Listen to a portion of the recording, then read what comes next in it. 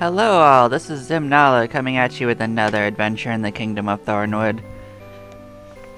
It's been a day since I did my last stream, and well, I actually had a couple talks with the mod developer apparently, and some of the questions that I had were in fact addressed and answered, so as we continue into it, I will explain what I found out and actually give some news that the mod has received an update apparently. I'm not going to restart because it shouldn't affect what I have going on because I've already moved past that point to some degree. But apparently there is a new patch that has changed the bronze sword and main Gosh situation in some way. I don't know like which direction it was changed, but apparently it's different now. So if you play it after I released that video and you have freshly downloaded it, that would be something to keep in mind. And if I get any more information like that, I will add that into videos as we go along. So yeah, so in the game we're going to be moving towards the beginning area of the Cave of Courage. But yeah, other things that I found out about what's going on is basically the Wisdom Seed thing was apparently not considered to be a troll. I mean, I could see the point. I still think it's funny regardless. Apparently he just wanted to make an easy source of money and a reason to bring them back to town, because most people do in fact drop them. I won't say that I'm not among them, so it gives a reason to prioritize them over other random consumables, which is valid. But I will also say that a lot of those enemies actually drop it, so I mean, it's more valuable, but also you'll usually only get it from treasure chests if you get rid of the item drops from monsters that give it, so that is a factor. It's fine. It's a fine change. I was just honestly curious at the time, like why it had been put at that point. Because I did legitimately have a friend who basically relied entirely on wisdom seeds to find their way to the first boss. Which at the time I thought was pretty funny. I'm not gonna lie. So the next thing I found out about was apparently swords have a progressively increasing chance to do critical hits. That line was buffed. So what I'll talk about with that is I think that's okay to pick a line and to buff it like that. I will say that swords were already some of the more popular ones for the most part, so I mean that just makes a more popular thing even more likely to be what you want. And I guess that's fine. But yeah. Now what Battle Edition did is they actually gave a buff like that to the mace line because maces are a little underrepresented a lot of the time. Interestingly enough, the axes as well. So in the Morningstar, even the Morningstar had a area of effect in the Battle Edition, but it also had a lowered chance to actually do any damage at all because it had like a 0.75 multiplier to your attack when you put it on. So instead of increasing your attack, it just straight up lowers your attack. Try to run from this. Yeah. So this right here is a shortcut. I don't want to take it at first because it just leads to the end of this level, but into this starting area. But we'll take it on the way back and do a loop around before entering the place. But yeah, like that's how I feel about that, is that making it for the swords just makes it more popular when it's already relatively popular. Or at least popular enough. Whereas I don't recall a reason I ever wanted to use any of the axes or hammers or anything like that in even the normal or even the Battle Edition. Even with the changes, I didn't really want to. Because flails are just significantly more of a good option for Milo anyway. But the critical hits did bridge the distance a bit. Not that I think it really matters too much. The other thing I learned is that some of the end game swords have been given. I don't know if it's the whip attack or the flail attack, but all I was told was, oh, actually, that area is not a shortcut. My bad. I actually mixed it up with something else. Yeah, there's a Morning Star back there. We're gonna go get that. But yeah, no, they were given area of effect attacks is all that I saw. So, whether that means, whip or flail, that's actually just a big buff to something in the same way that I just said, is it's just a buff to something that's already pretty strong. Now, having said that, since one of the weapons it was given to was the Mithril Sword, it might give a reason to make the Mithril Sword, because normally I wouldn't waste Mithril on the main character because he gets the light gear, but apparently the same buff is on the light sword, so, I mean, you don't have to make it, you'll still get it. But yeah. It was interesting to note that the way that the Battle Edition rebalanced the light sword is it didn't actually do more damage. In fact, it was statistically almost the same as the other swords around it, but it had the higher critical hit chance. So it did critical hit a little bit more often. And in Battle Edition, Milo's ultimate flail was just absolutely busted. It was hitting 4 times. That was ridiculous. But I mean, I loved it. I did have fun with it. It was fun, but it meant that Milo was the only important character fighting in the last battle. The other 5 of us there were completely just there to keep things like alive and give other targets so that Milo didn't go down. We haven't faced anything new, so I don't have anything to write down at this stage, so.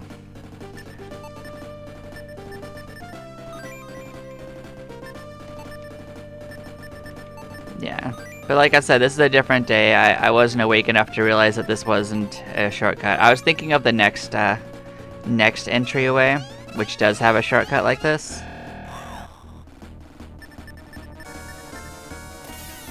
So behind this is 2 treasure chests. There is the Morning Star, which has been given whip damage.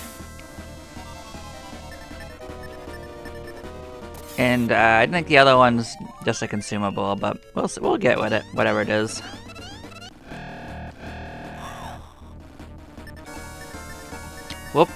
Maybe in a few levels we'll be able to actually attack the pumpkin heads before they run away.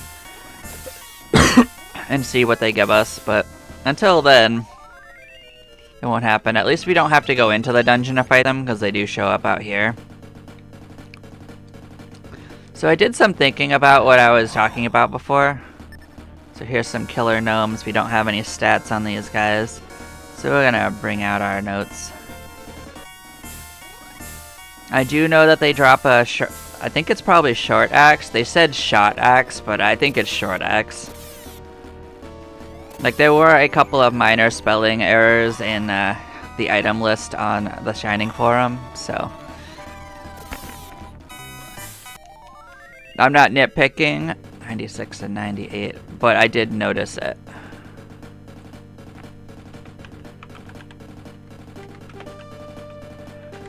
So that's 48 EXP.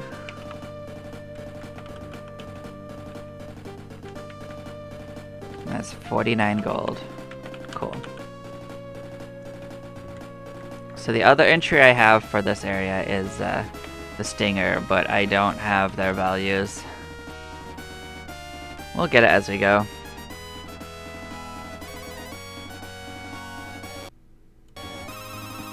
Don't mind me just moving the window to make better space.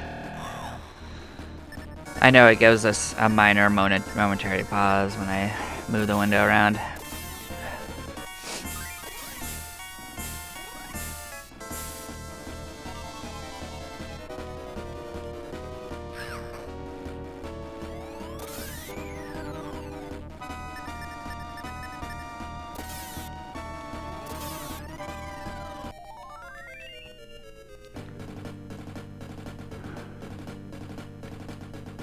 Yep, so this is the corner where the Morning Star is. So I am going to pass this around. I know that the main character can use it and will use it. I'm just going to see if everyone else can still wear it and what stat it gives. So yeah, it gives 30 attack. Let's see if that is the value I had. That is correct. So Milo can wear it, and he will get one. Don't be confused. He will get one, but he'll get the one that's in town. Because it's otherwise just a big buff to the main character, who is the most likely to kill. So, oh, did I? What did I just do? Oh, I was looking at the wrong character. Okay, I thought I moved the wrong item. Okay, so yeah, she can wear it, but as you can see, it's just a weaker version of the Thorn Whip, so it's not something that she wants to use from our lineup. Yeah, so the main character is going to use this. So yeah, it does lower our attack by 10, but it will hit every enemy in a group. The main character is by far and large already killing whatever enemies he's attacking anyway, so I can pretty much set him on just this, and he'll probably kill every one of them.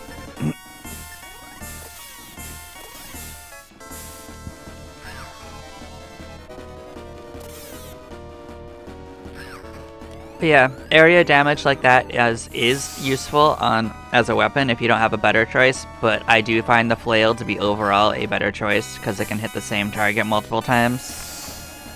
And I find killing a target is more useful than damaging everyone, but I mean, if your fights are going to be longer, it becomes more valuable.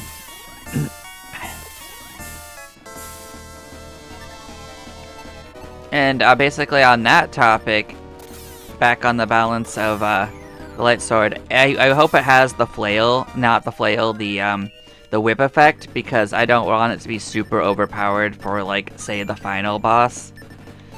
Because, like, if the light sword can hit the final boss, like, 5 or 6 times, then yeah, like, that boss is gonna go down in no time, and it won't matter if anyone else is there but the main character.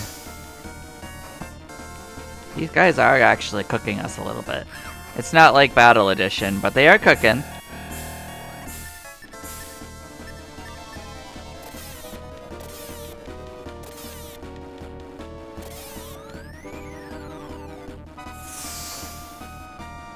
I mean, I guess the death guide is still just chilling, but I mean, these oozes, they're cooking. I do like how they were colored to be kind of flame-like. I mean, the original ones were bright red, so I mean, it does match, but I do think they look neat. Textured to look a little bit like molten lava. Oh boy, gnomes. I'm not particularly worried about the gnomes, but I don't have any abilities written for them, so let's see if they actually do anything this time. They hit. Oh, I've got heal level 2. Look at you. Heal level 2 is kind of wild. I don't think 2 is necessary. They don't actually have enough enemies around them, but I guess you'll make sure that they're fully healed if you do it. So I mean, it's not terrible that they have it as an option. Let's write that down for them.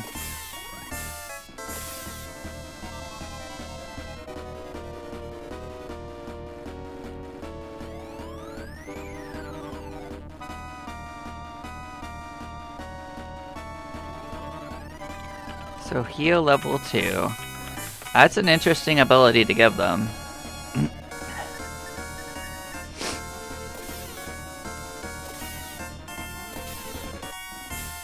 I haven't seen them do their normal howl for help. There we go. They got howls. They got freeze. Oh wow, they do have some spicy stuff in here. Okay. I take back what I said a little bit. Alright, so they can howl. Okay, I was just surprised that the ones from the previous area didn't have any abilities. I guess I got what I wanted. I'm glad to see it. Alright, So that got a little dangerous for Pyra. That could have been a little unfortunate. That went on a little longer. Good. That means we're probably going to be going back to town soon to basically buff up Milo. Alright, so we made a little loop. Okay.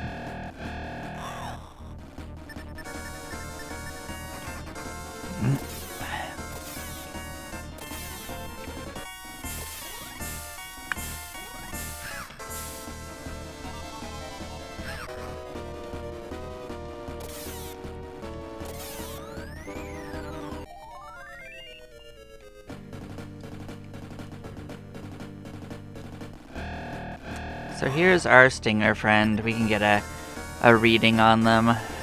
We also don't know about that much of what they could do. I know that they can use blast. Well, they can use blast level 2, huh?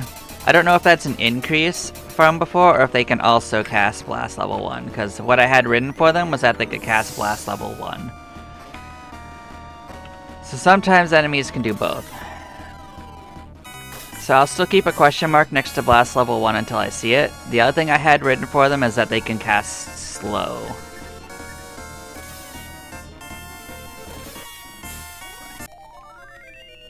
$133, $127. Okay, so I have to parse this from the Vialoozes.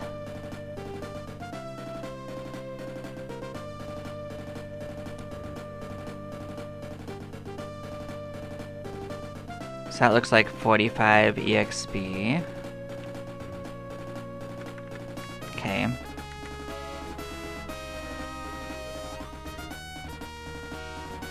And 46 gold.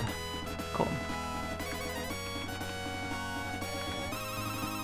There we go. So that's the first 2 entries on this list. But yeah, so they cast Blast level 2, which is interesting. I do have some question marks next to their other abilities, but it's interesting that everything that's so far in this area seems to be a spellcaster.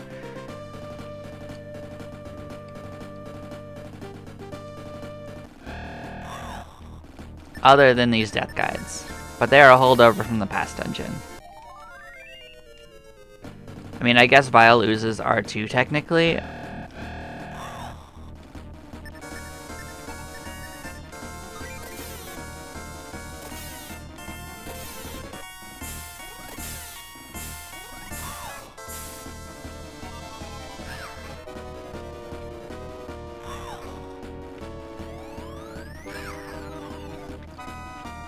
We did kind of go all in on our attack though, so getting beat up a bit is to be expected. That was a choice we made.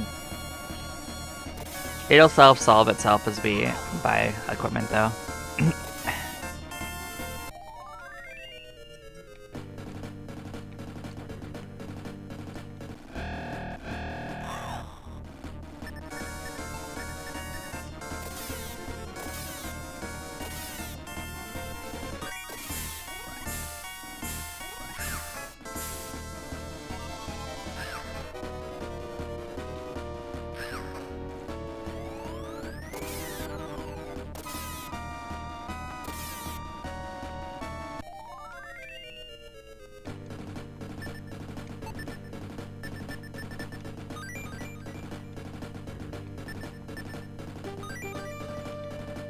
There we go, smelling salts. Yeah, I knew it was just probably a consumable, so that doesn't surprise me at all. Yeah, I've seen no evidence that those Vile Slimes can cast level 1 Blaze, so I don't think that's in their repertoire. So enemies get each level of spell as a separate ability, so if you only see one, they might not have the other.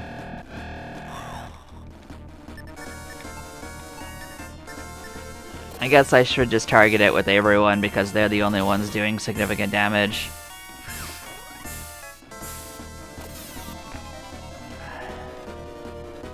Putting us to sleep is an annoyance, but it doesn't actually imperil us very much. And you might also wonder why Pyra hasn't really been used for heals so far. There is a reason for that. It's because the green goop will take mana from people, so if you use up one person's first, you used it more effectively. Because it can only take it from a character that has it, so I mean, using it is better than losing it for the run.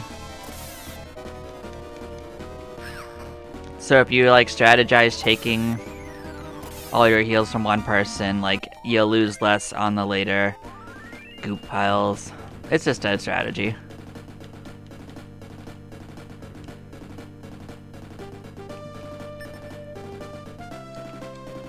What is interesting is there is some interesting drops from some of the enemies going forward, so Muddle 2 becomes more attractive to come back to areas to get some of their items if you want them and haven't found them.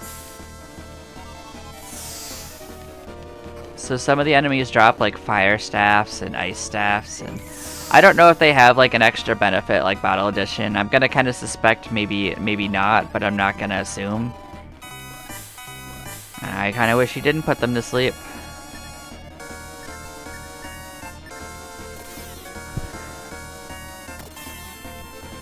But we got rid of the Violuzes, they were the danger.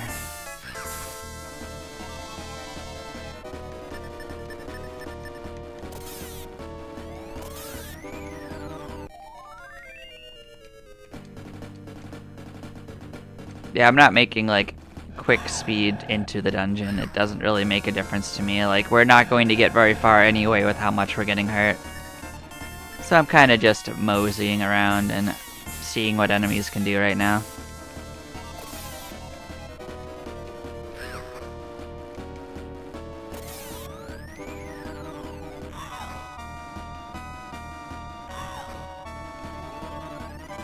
No sign of these skeletons actually having additional abilities, which is interesting.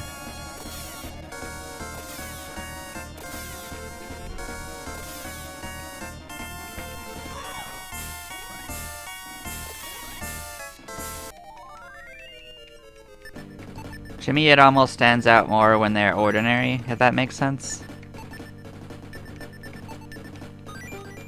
But that's probably Battle Edition talking to me. Enemies not having abilities is pretty normal in the base game. Here's another chance to confirm whether they cast slow and level 1, but we'll see what they decide to do.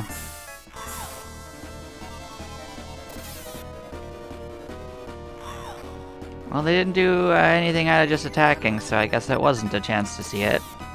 They made their choices and yeah.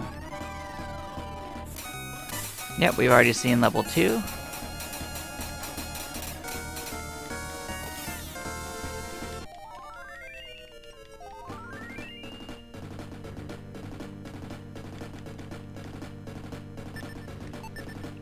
Yeah, obviously it goes without saying that the edition that I got for Darkness Edition was version 1.5. So any additional like changes to the game, I will not have reflected in my video unless I get told about them. So it does seem like the mod developer is actively changing it as I play in response to what I show and talk about. So that is interesting, but it will quickly invalidate portions of what I do, which is fine. I don't mind. It does mean that I'll have another chance to check it out later, which I may or may not televise, but it'll be a while. I'll probably wait until you actually finalize what you have going on before I do it again. Because if I play it too many times in a row, I'll just kind of lose track of the plot.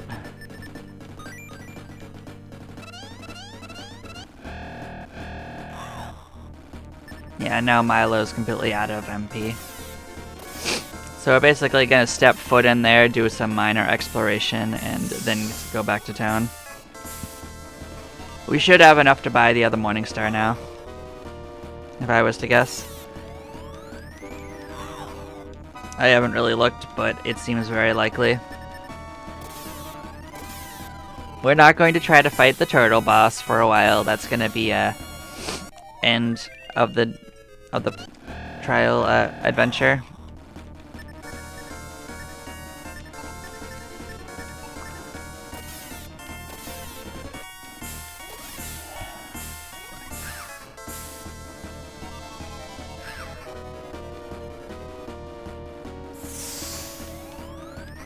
It's interesting how Violuzas are being some of the most damaging friends we have so far.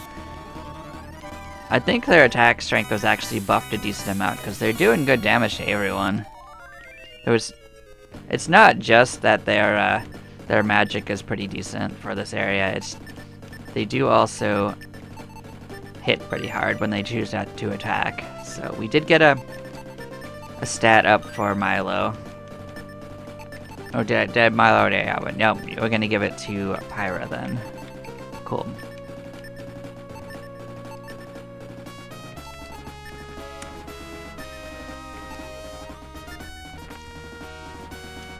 Free upgrades are always nice.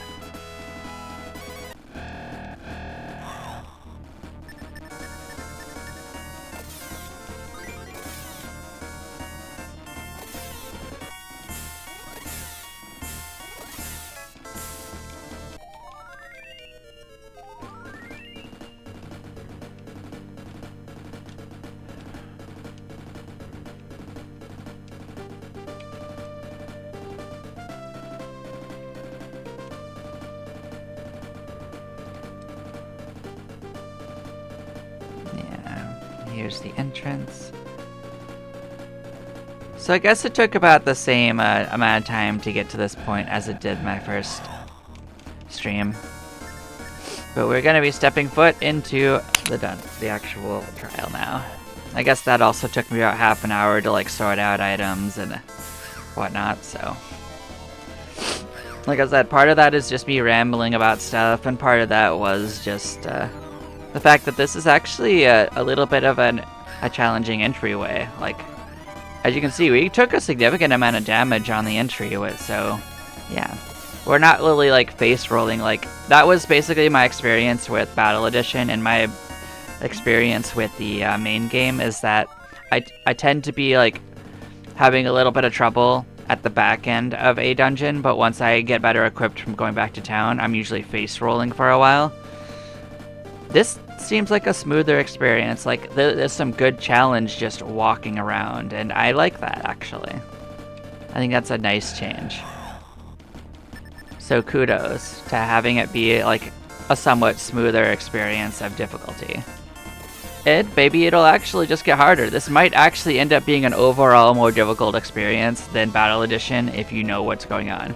Maybe like less likely to die from a particular encounter, but maybe the more deadly in just attrition, because as you can see, I am just getting hurt quite a bit.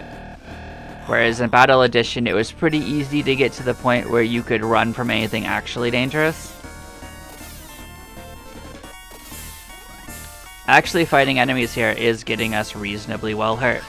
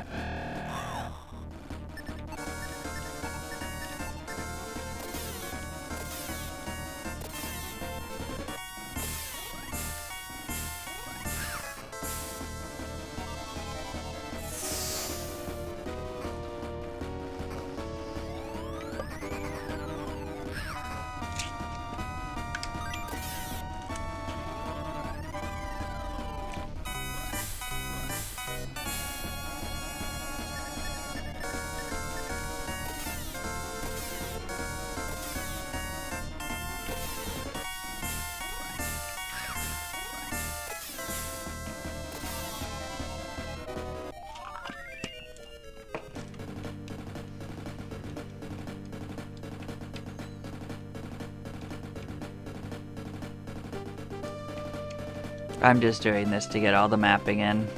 Yeah, we're gonna go through the left door first. Doesn't really matter which way because I'll go both eventually. We're barely gonna get to step foot into it anyway, so it's not like I'm gonna finish either path.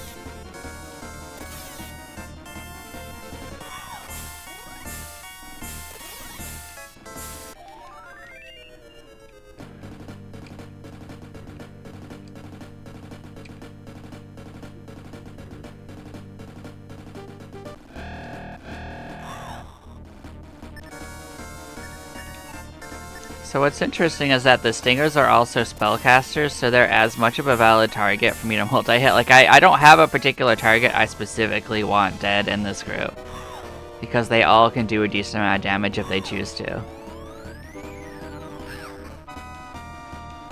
So normally I've got like priority targets, but I mean when everyone's a danger, I guess that makes for some variety.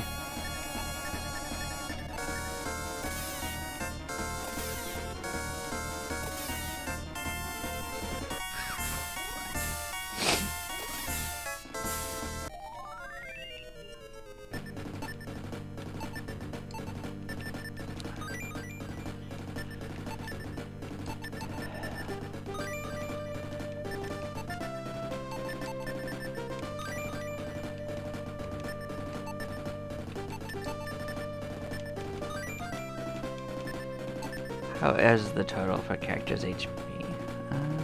Yeah, I have plenty enough gold to get some upgrades, looks like.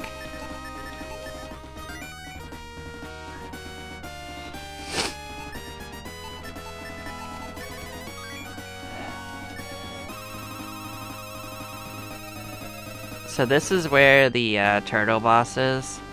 I'm not going to go down that way right now, but I'm acknowledging it. So when you go to do it, you don't have to do it when they first see it, because it is right near the entrance. So getting back to it is super easy.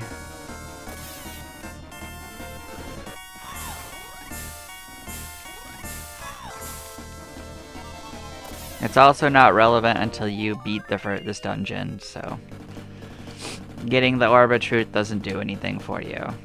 It would be kind of cool if it had a positive effect holding it. That would be neat, but I mean, that would probably be overpowered. So, I mean, it is what it is.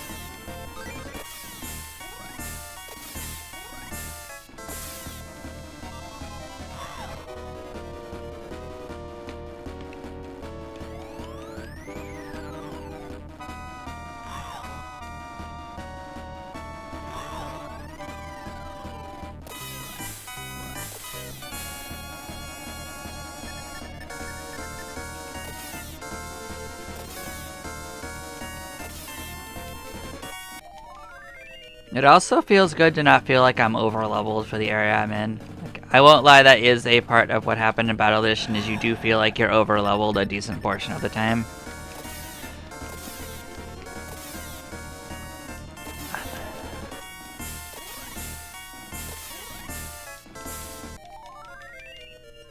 Oh hey, we got an Angel Feather.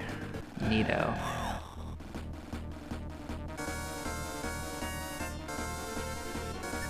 So we've actually only seen 2 of the new enemies of this area, so we still have a bunch of entries.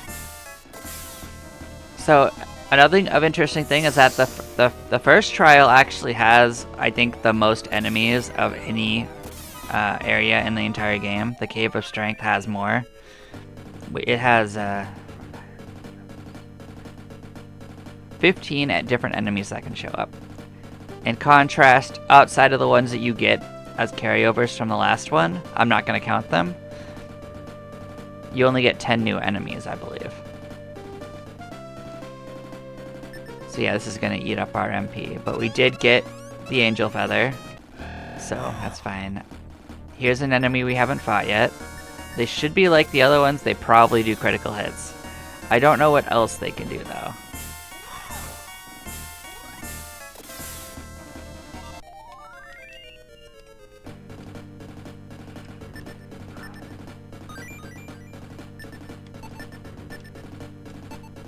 Yeah, Woven Hood is what we already have.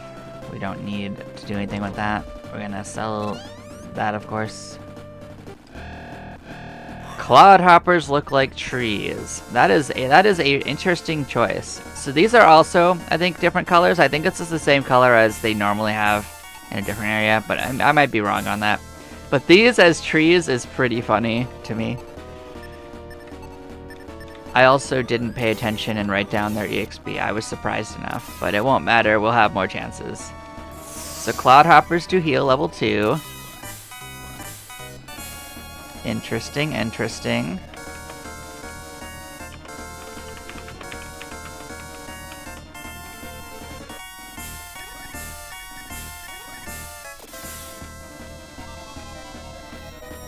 Oh, you do mana drain too.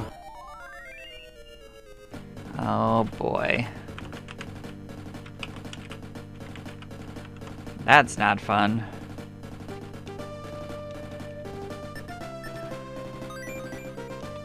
There's a wisdom seed to sell. Alright, so that's gonna greatly reduce the length of this run. Yeah, because we're gonna be out of MP after this fight. I could already see that.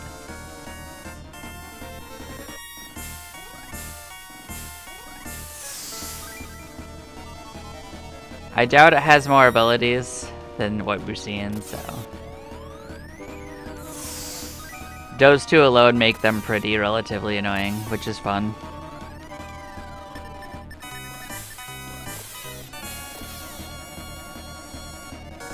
I just think it's funny that they're trees.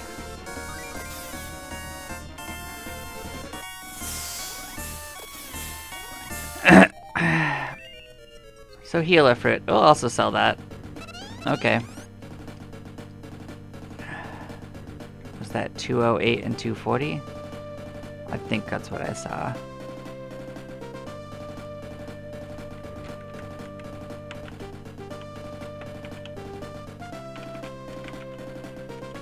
So if true, that would be 52 EXP and 60 gold. I'm gonna double check that number because I kind of thought about it after I attacked them. So I do have an entry for them, so that's where we came from. This is a little deeper, but we are going to be out of MP very, very quickly, and we don't mind fighting the bosses inside these chests because we saved them for the first dungeon. So anything we find in the treasure chest is now open game, as far as me picking it up. Oh, look at you! You're salamanders. Night Stalker. Yeah. Where are these in the original? I actually don't know, but it's cool to see the salamanders coming out. I mean, obviously I'm going to guess that they give fire attacks to us. So they hit pretty hard. They cast level 3 Blaze. Oh man, that is rough. Ouch. Ouchie, ouch, ouch. And you do poison. Okay. So that's another ability for both of these guys.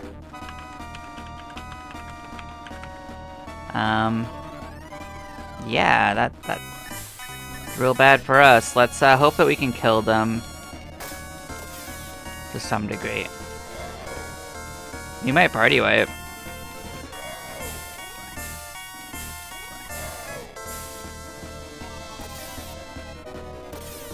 But I think we're gonna squeak by unless this guy gets a Blaze 3 on before we can attack it. That is real bad news bears for us though. Blaze level 3 is rough at this point in the game.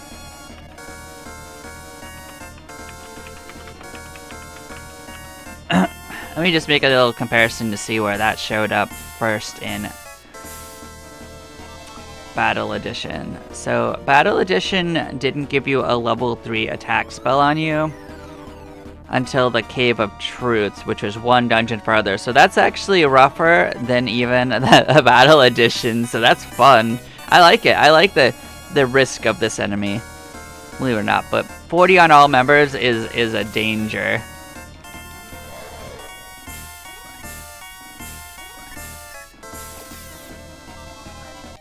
Look at this. That's the story of our lives, so we can't actually even do that. So let's give one of these over to Pyra and get our furry butts out of this place. Absolutely wild. So Pyra's gonna go take a nap by herself because it's cheaper that way. And then we're gonna go resurrect those guys. Nice.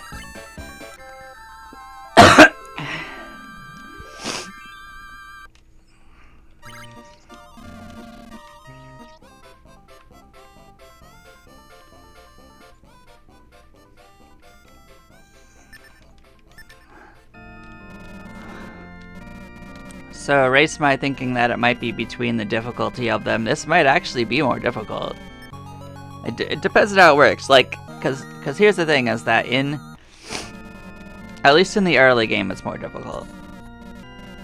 But thing is that spells and abilities kind of top out on where they go, because I don't think the values of how much damage they do can be changed from what I've seen. So it seems likely that once they can do the level 4 abilities, that's as far as I go. Oh, oops. Did I might have saved and quit, so we're gonna just reload. Don't mind me.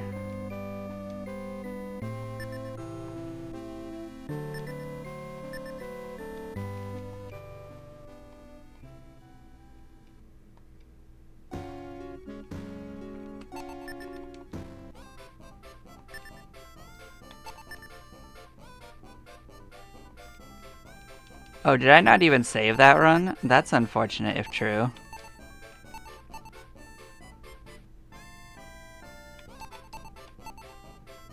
Oh no. Well, I might have made a mistake, guys. Well, okay, we'll play again. That's real bad news bears. But my data's still there, so yeah, we'll just do it again. It's fine. Like, the data is the more important part anyway. It'll go faster. My bad. I really should have woken up first.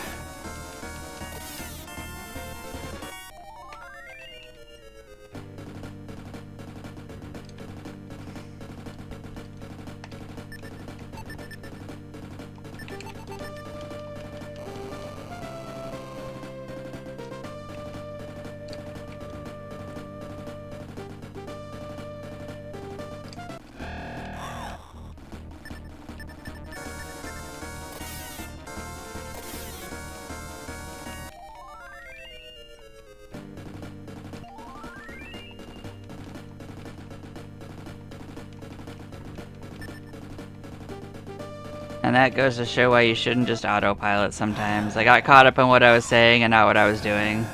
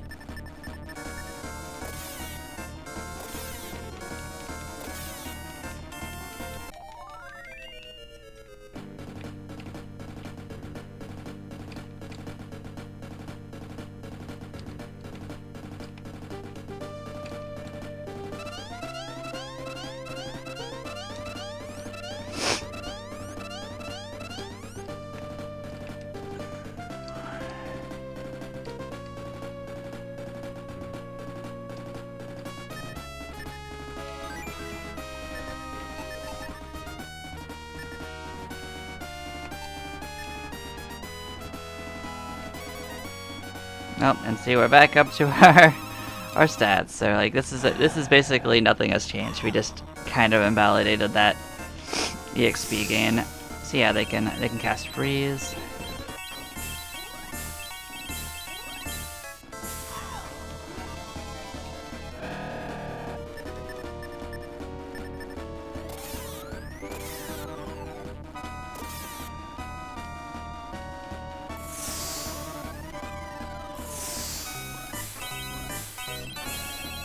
Was that 2 attacks? Does this thing just do 2 attacks and I haven't been noticing this whole time?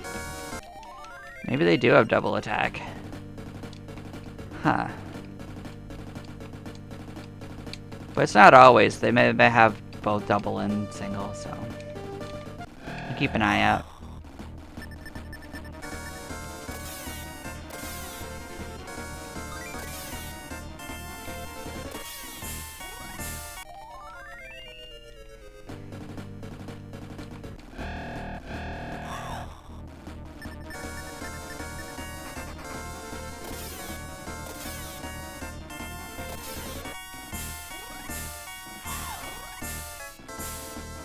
Yep, it has double attack.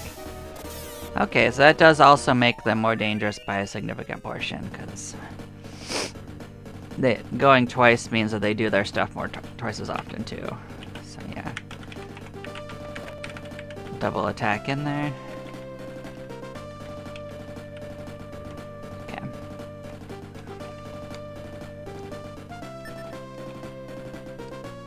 But yeah, no, those salamanders were no joke. That Blaze level 3 at this point in the game is pretty rough.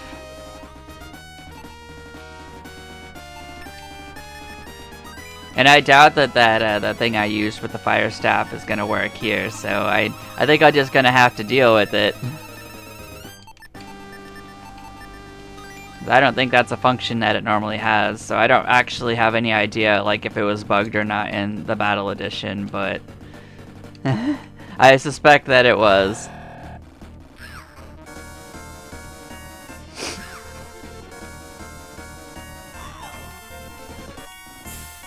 Oh, so the Skeletars can poison. I actually had suspected that all along, and there's the confirmation. They can in the base game.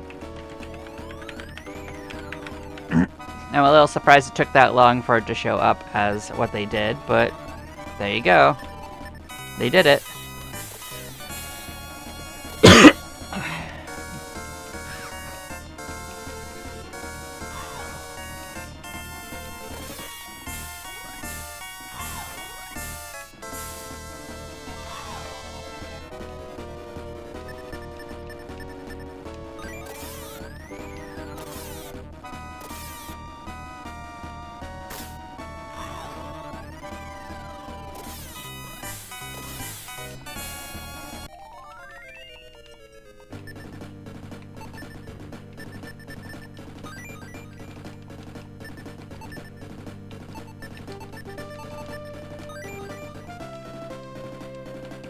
Did I pick it up? I didn't actually get it.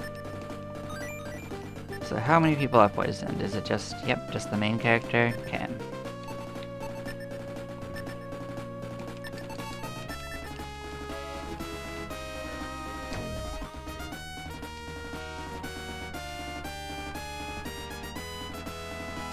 Well, I feel like we sorted this area a little faster.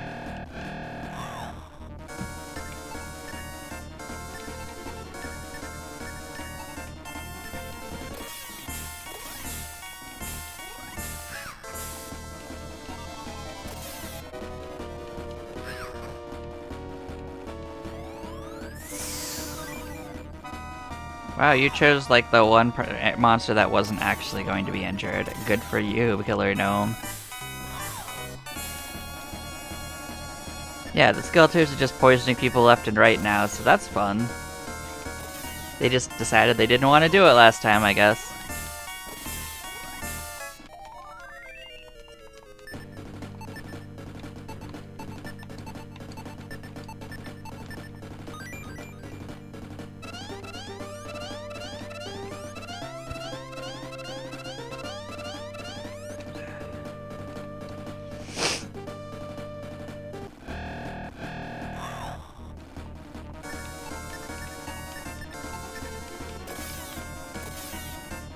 I guess we shouldn't let ourselves get as run down as we did. Well, now that I know that it's so dangerous, I won't let it happen.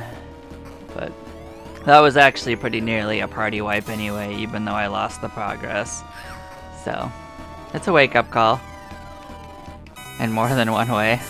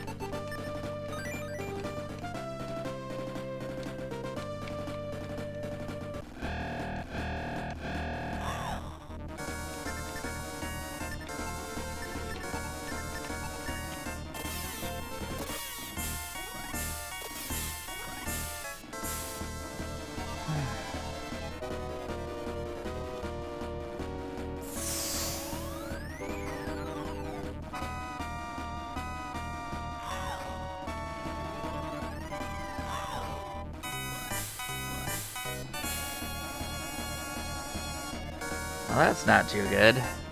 Hey, at least we woke up, but yeah, falling asleep is not great for magic casters being nearby.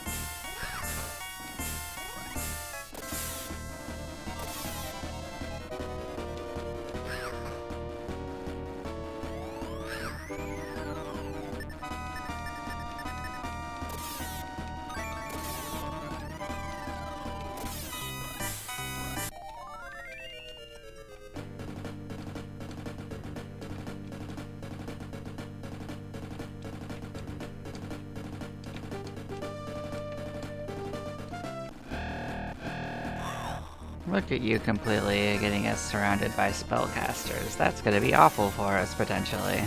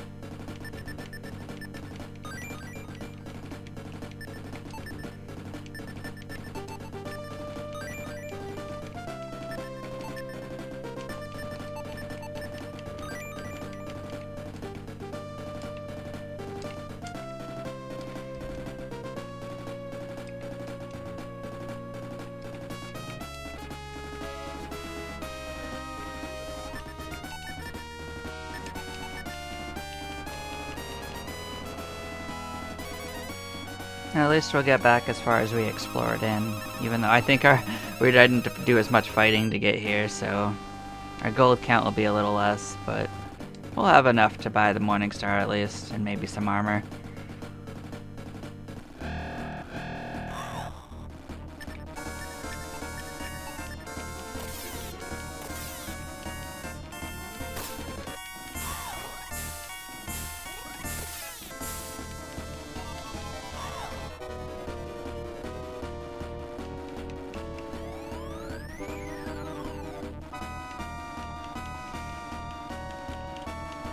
Look at you putting everyone to sleep. That's very inconvenient.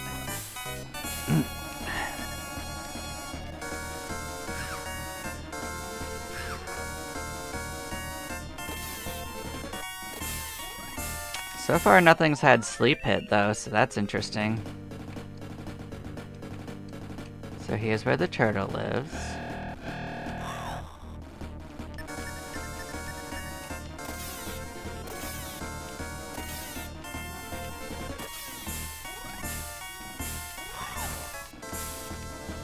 So what is interesting to note is that I don't think any of the mod hacks of this have given like weapons status ailments when you attack. So I don't know if that's something you can do, but I know the enemies can have it as a flag. So say you attack an enemy and it ends up sleeped, you know?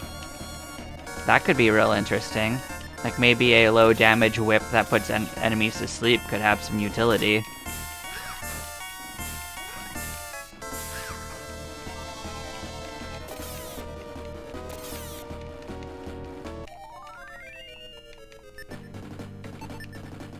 It would at least be a different take on it.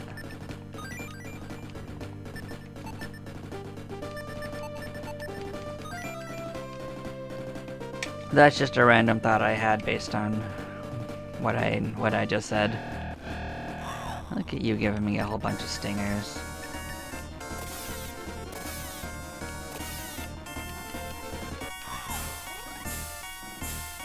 So they can poison. Definitely don't love all the spell casting.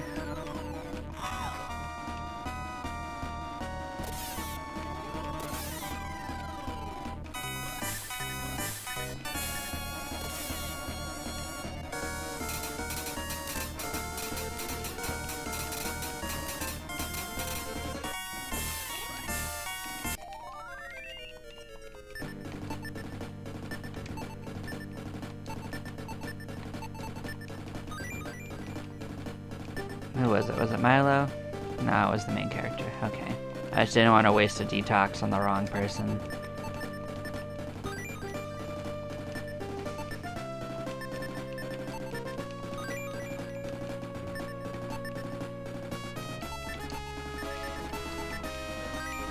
So that's Milo out of magic.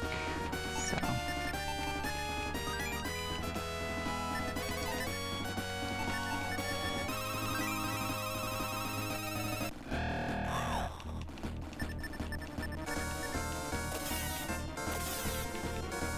So I'm probably going to return after I get to that little anti-magic area sorted out again. I'm not going to try to push further.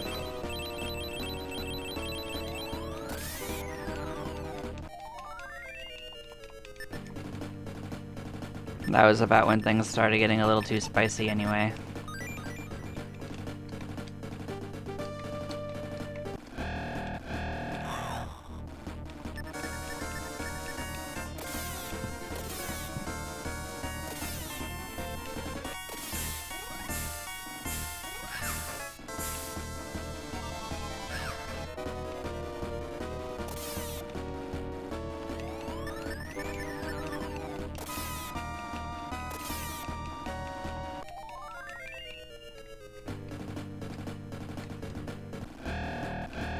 So here's our friends the Cloudhoppers, here to make our days worse.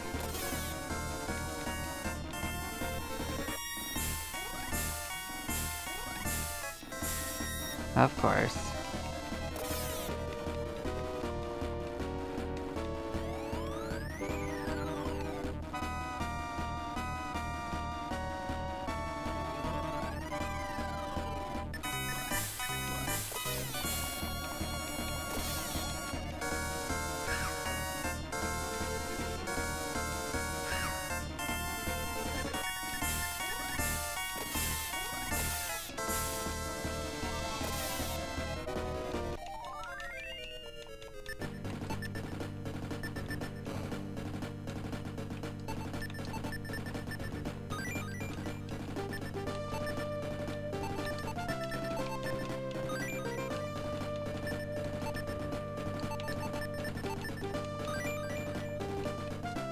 We do still have an angel feather anyway, so that's not a problem. Let's make sure, yep, still got it, so getting back won't be a problem either way.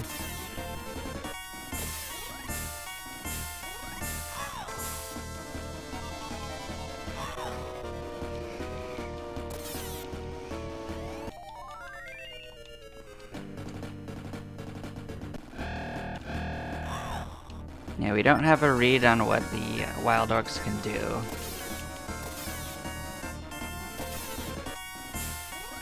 I also don't have values for their EXP and whatnot, so I can try to get that as well.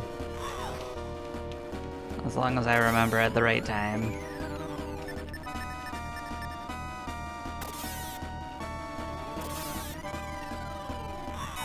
They aren't taking a lot of damage either. They have some decent defense to them.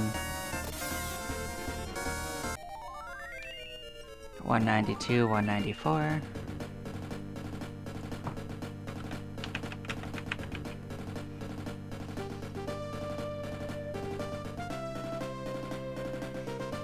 So they've got 51 gold apiece.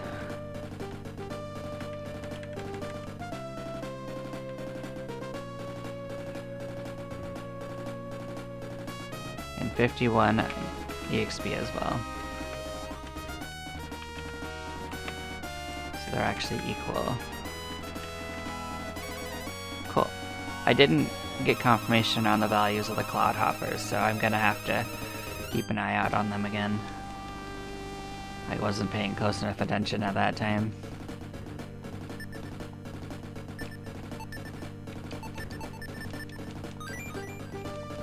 Yeah, we're gonna be out of MP in a short time.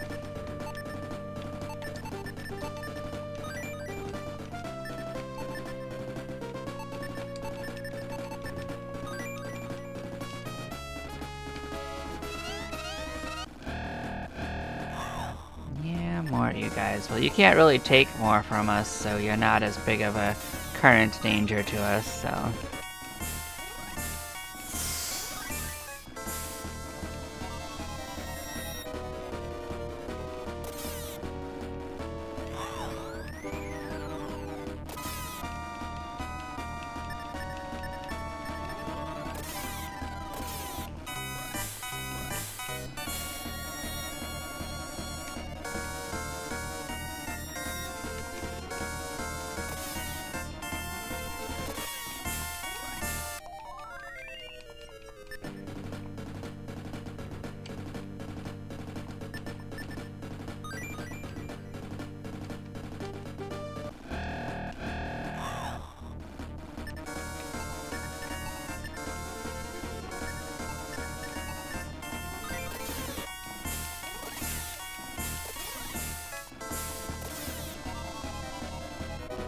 Oh, you can duck behind your shield. Look at that. Finally a defensive move from something.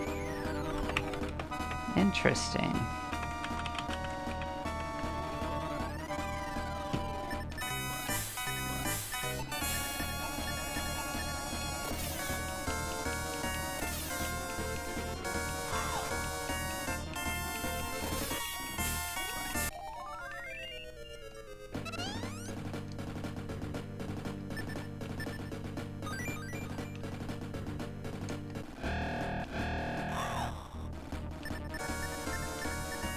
This will be an easy time to get their value.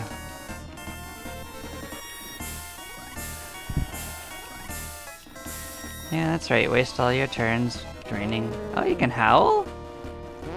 Look at you howling.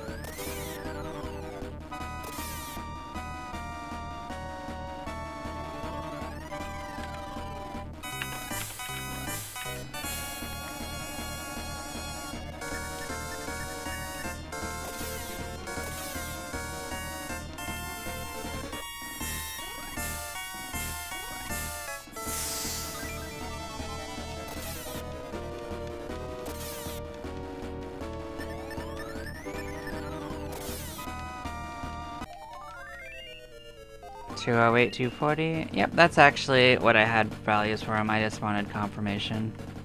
Cool. So they can howl for help, huh? I didn't expect that.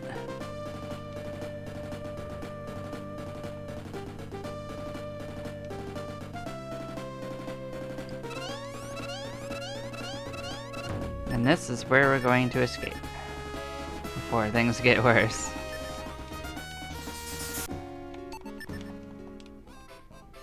So yeah, this time we're gonna be more careful with our interactions with this.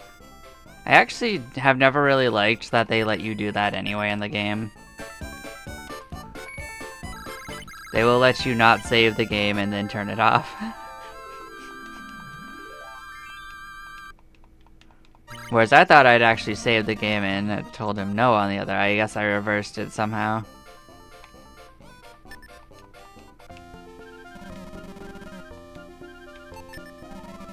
Well, a half an hour loss isn't too bad. So yeah, let's trim what we got going on here.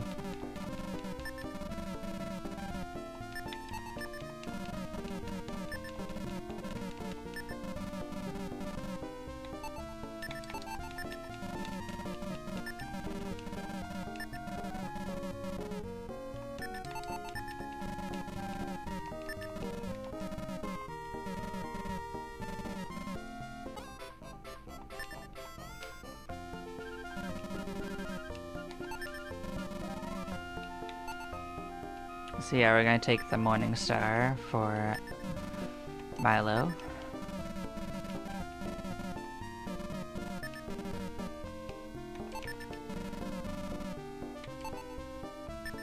Yeah, we don't need a sword anymore.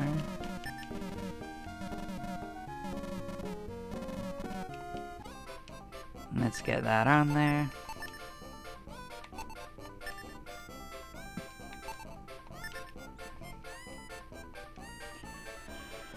Okay, let's see what else we got going on. So we've tested every item in here except for one. This right here I'm gonna have to buy at some point and just test it. I know it doesn't have any special abilities, I already tested that before, but I need to see like if who can use it has changed. But we're gonna head back over to the armor setup. I'm just gonna look to see what people are wearing what. So our hat could use an upgrade for Milo and the main character.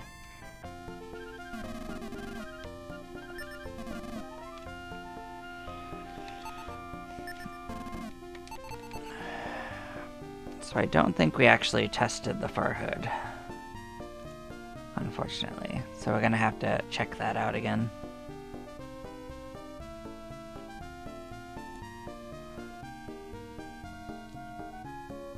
So basically what I learned about it is that both Pyra and Milo could wear it, but the main character could not. I'm gonna confirm that.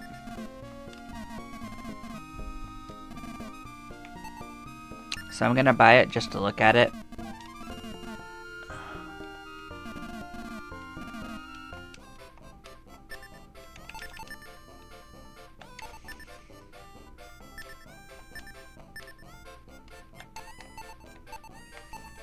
So that is 18. Is that the value I had? Yes.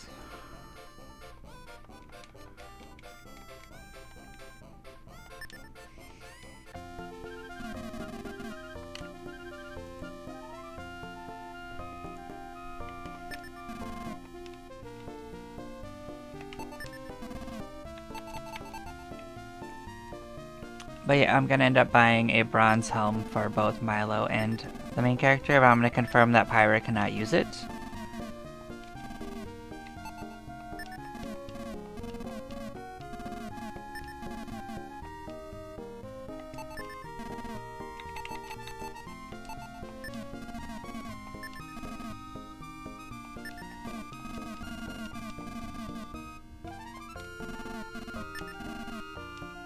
So let's sell off that fur hood, we're not gonna need that. Yeah, so we're going to buy that wooden shield.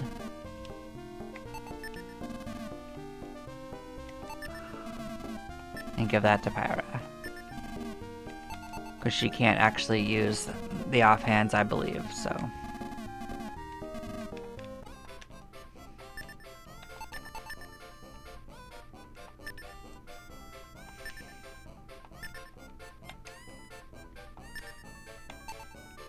So that's 10 more defense.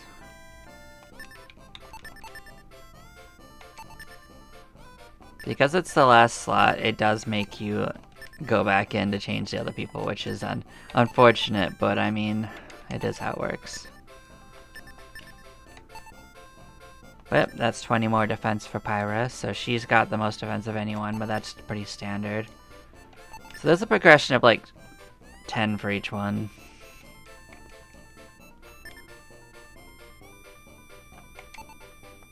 I think I still have that other hat. I didn't sell the hood. Yeah.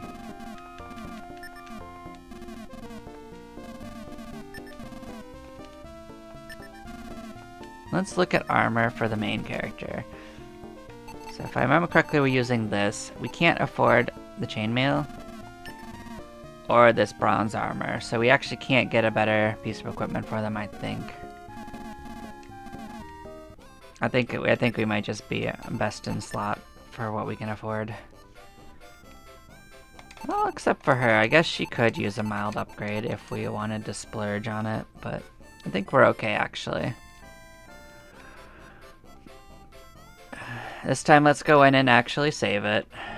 We won't get punked again.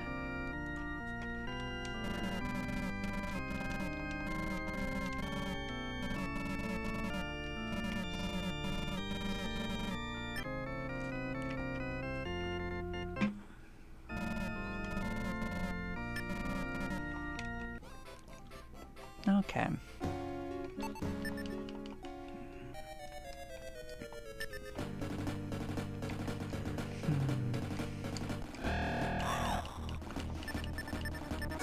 So at least Milo can join the Hit Everyone squad. So it's a little interesting that that's what everyone can do now. I don't normally roll with that setup, but it's still like the best choice currently.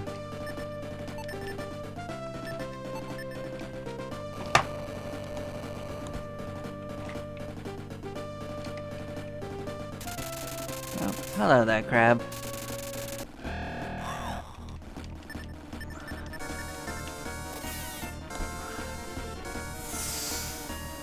Look at you doing the one thing that could hurt us.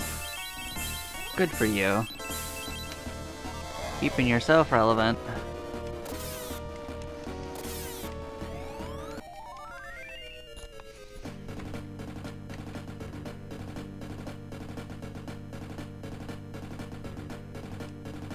But yeah, I guess the next thing to do would be to save up and buy the Madus for the characters that can use it.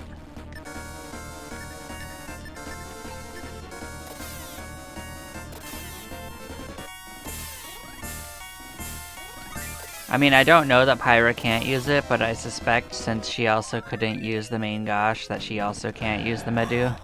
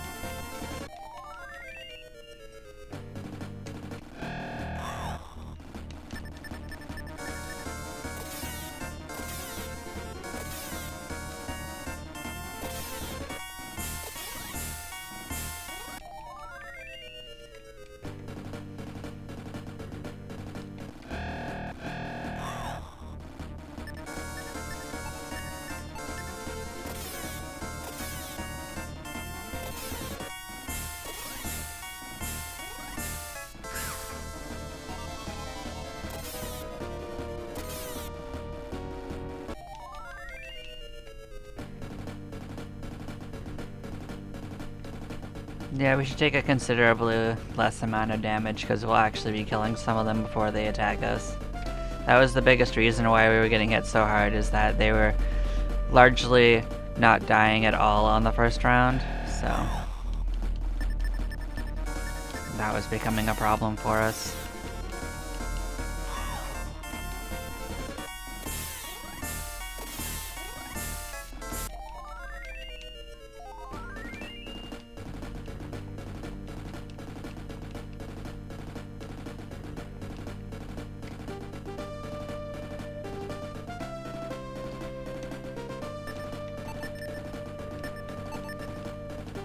Oh, I didn't sell my hat. Oh well, that doesn't matter too much. I at least put it on, right? Yeah. Alright, we'll get rid of it next time.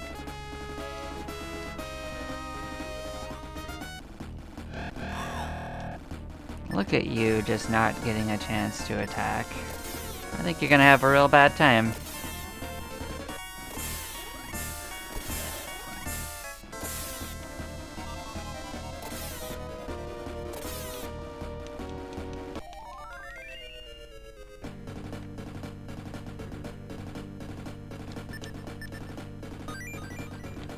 Hey, look, a wisdom seed to sell.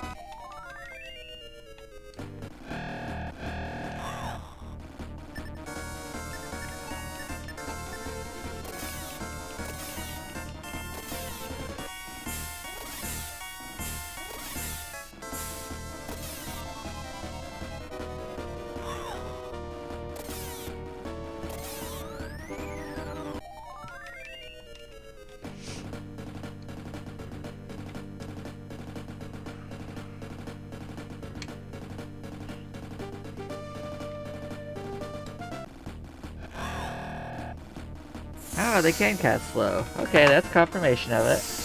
They just decided this was the time, huh? Understood. I guess they were picking their time accordingly. I don't have confirmation that they can actually cast level 1 blast. That might have been changed, but we'll see.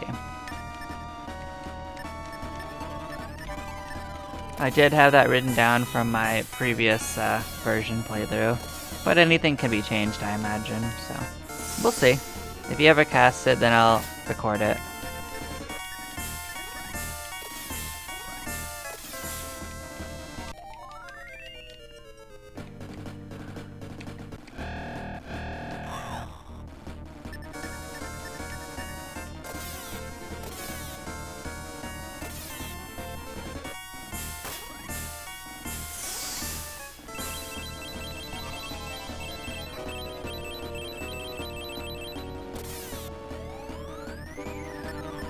So they can just do single attack, so it has both single and double attack. Okay.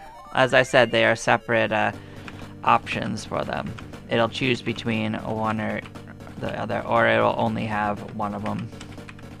So, in order for it to switch between them, it has to have both flags, as far as I understand it.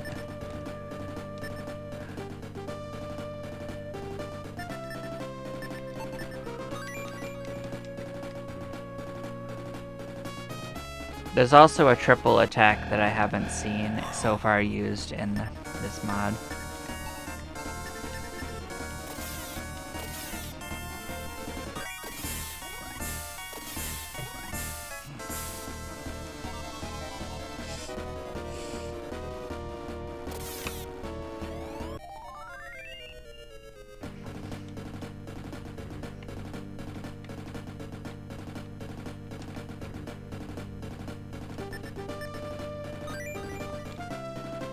But so far so good. We are getting to the part where I think some of the harder ones are going to pop in. Those salamanders are going to be a problem.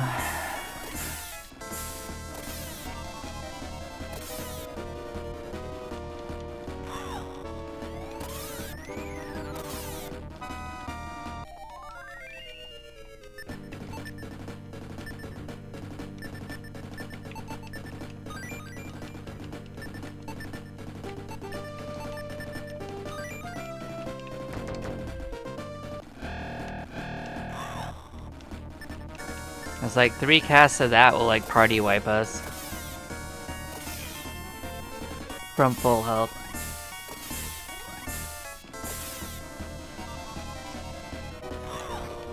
And there's not much to do about that other than maybe kill them faster and get more hit points. So double axe is in here. I suspect that only Milo can still use that. Looks like that's so far the case.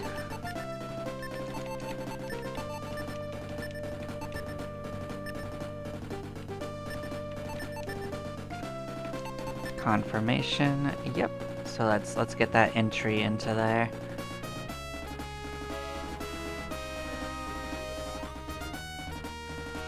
Did I have a listing for double axe?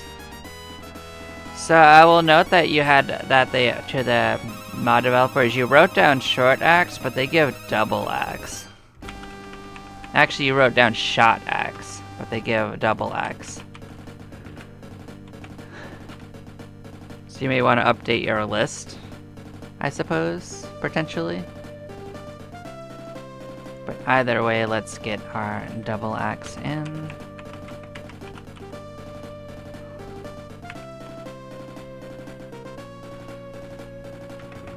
So it is not the hero. It is Milo. And not Pyra. Okay, let us see what Milo can do with it. Let's give it over to him.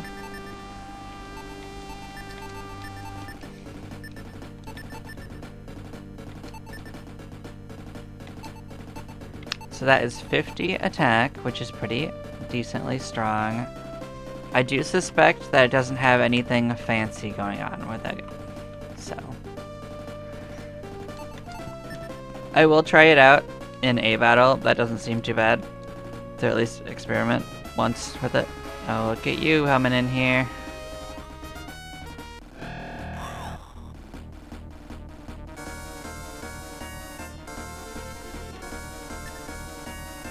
So side block, side block. You are a mini boss for this area. I suspect that you have less EXP and stuff than the actual turtle guy. Let's see what it says that you drop. Iron Lance? That would be a weird thing to get at this point in the game.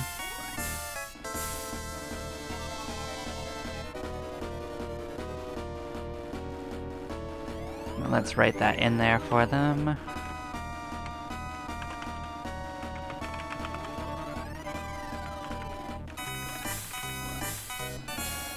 Okay, let's see how this goes. This could be a fine or it could be pretty bad. Now that, ironically, the double axe is going to help us in this particular battle, most likely.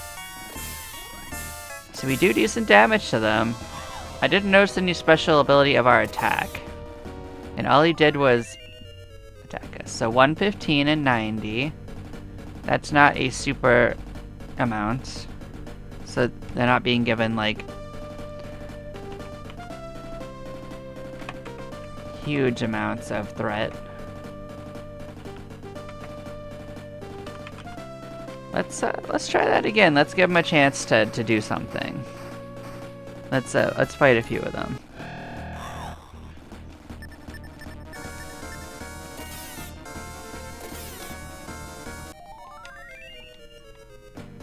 Yeah, that axe is actually helping a decent amount with this part. So yeah, let's fight like maybe like 3, maybe 4, maybe 5.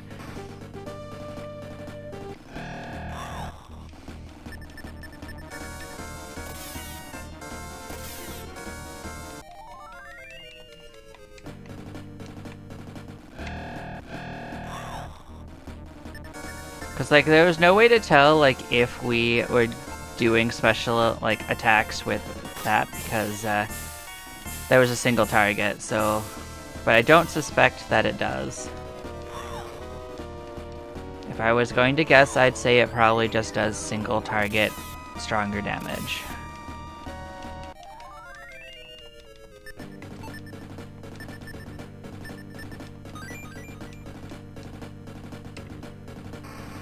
But it's okay. We'll give it a chance.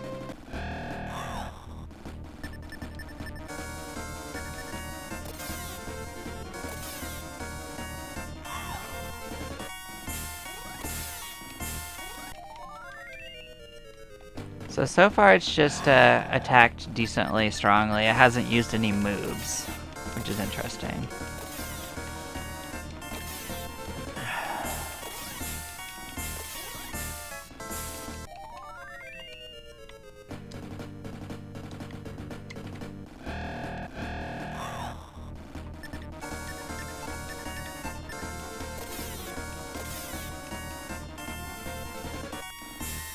Really wish you wouldn't.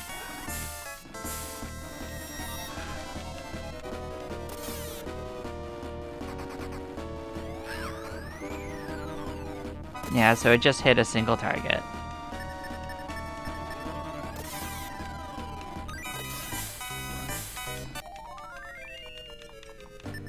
Okay, so we got our interest on that sorted out. Like, it just does single target damage, so let's switch back. Interesting. We'll still fight this guy a couple of times. We'll see if he does something after having a few chances to attack us.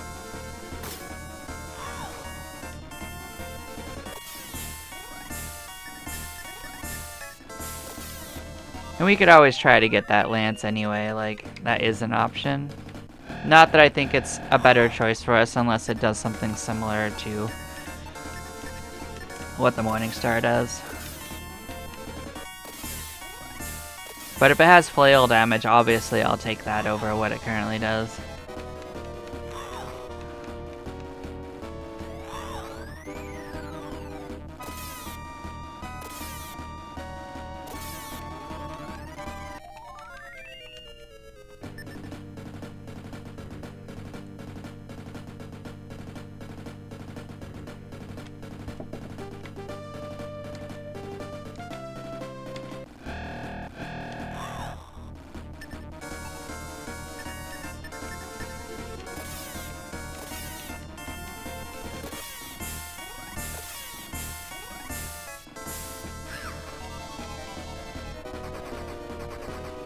Look at you just running away.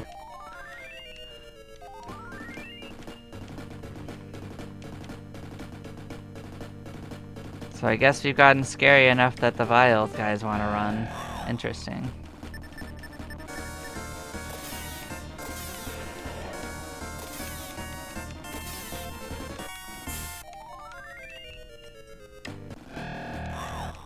Well, everyone else is coming out to play, but I just want to give the side blocks a couple chances to actually use some abilities. I guess I could sit there and defend, but I mean, where's the fun in that?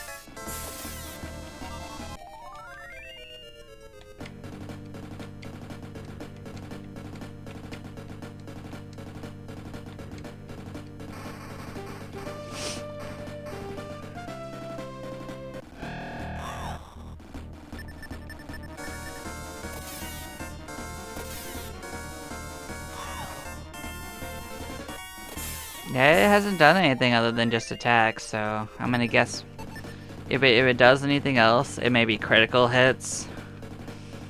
But yeah, maybe when I come through at a future time, I'll actually just sit there and let them do it, because you do come back to the dungeon to get the stuff behind the prison doors eventually, usually.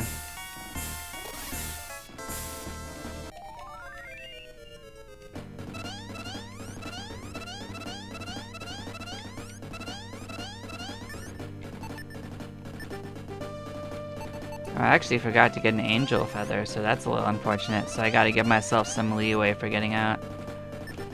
Honestly, I might escape after this because it's such a long magic tunnel. That's unfortunate.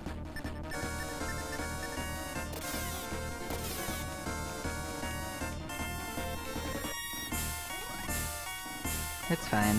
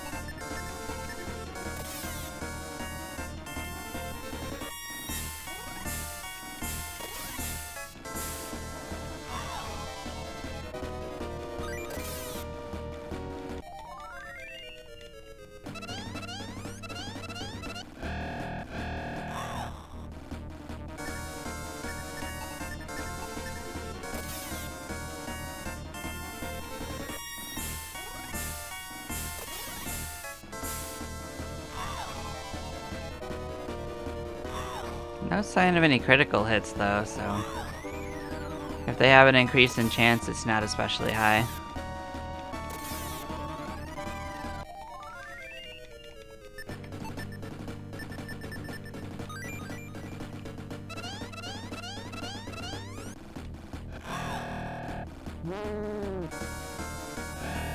So I don't know what their howl actually does, because for some mobs, it actually summons other monsters, not themselves.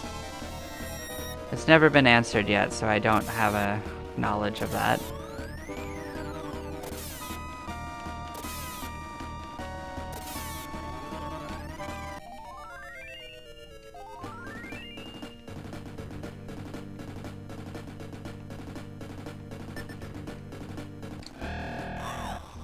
But they are getting a chance to show us if they want to.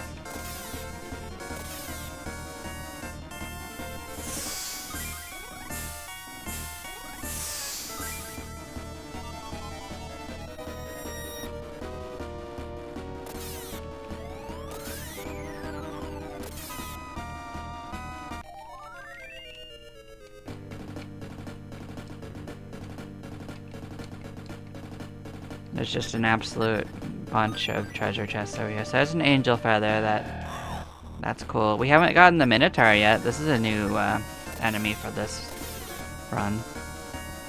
So they cast quick level 1, that's pretty normal. They're also reskinned. They have a new color to them.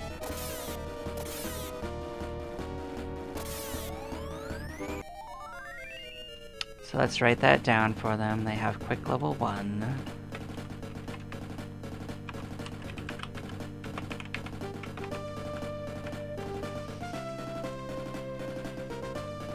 So 65 and 65 for a golden EXP.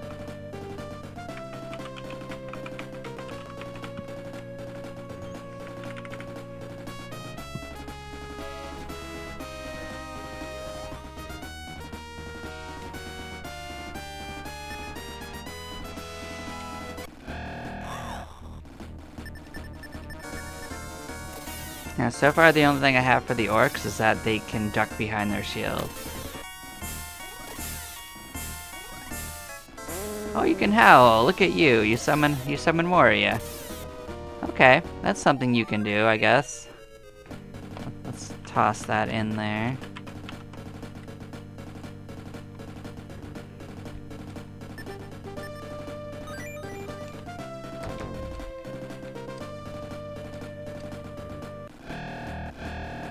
Oh boy, you're gonna be killed with impunity. I don't care anything else that happens. I doubt anything else can be more dangerous than the Night Stalker to us. Level 2 quick. Didn't expect that from Hydrax.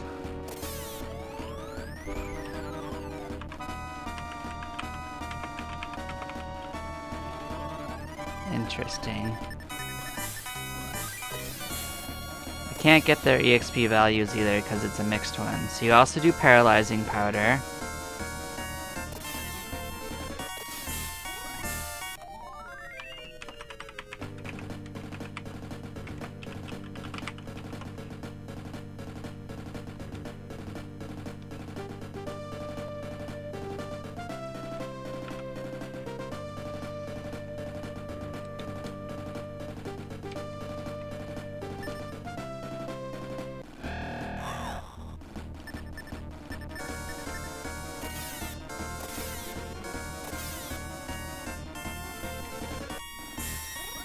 Would really prefer if you don't do that. That would be nice.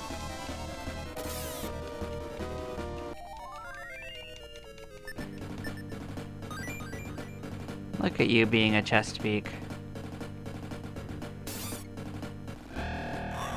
So the only thing I have written down for these guys is that they can put us to sleep on hit.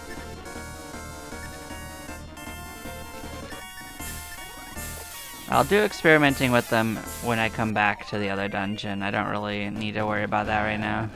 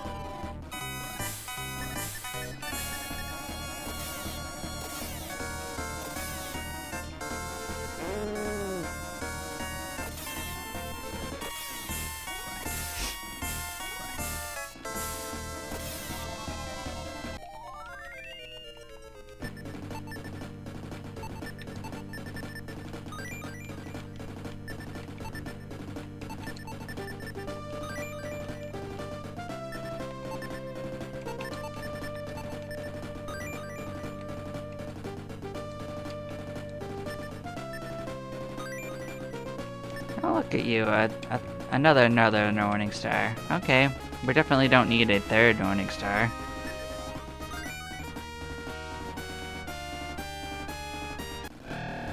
Look at you being a different retech. So they gave this the Cockatrice one.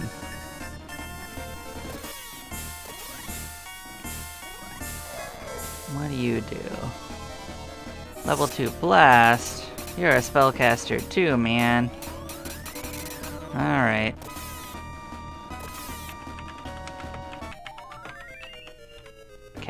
What is your stuff? 70 and 80. Alright, that's higher than the Minotaur, actually.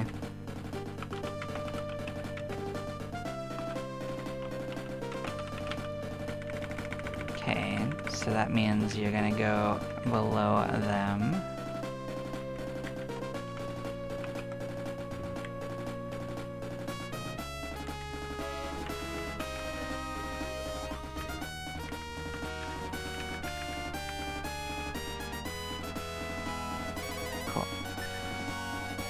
I mean, I'm feeling okay with our current strength. I think I'll go until our HP runs low. We did get that extra angel feather. Our HP goes low, I mean.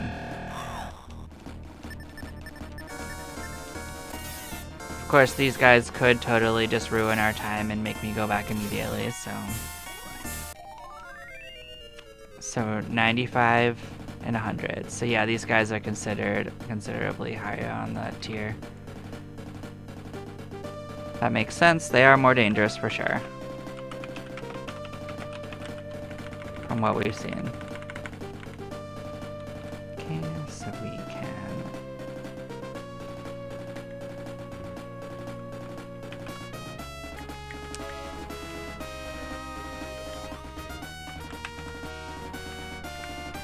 So we've seen most of the enemies of this dungeon.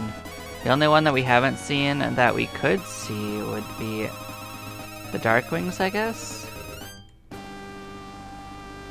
We'll see. We'll find out. I was a little nebulous because like the list wasn't sorted by area, like my list is. I was basically guesstimating from the item drop list. Oh, you can poison? Look at that.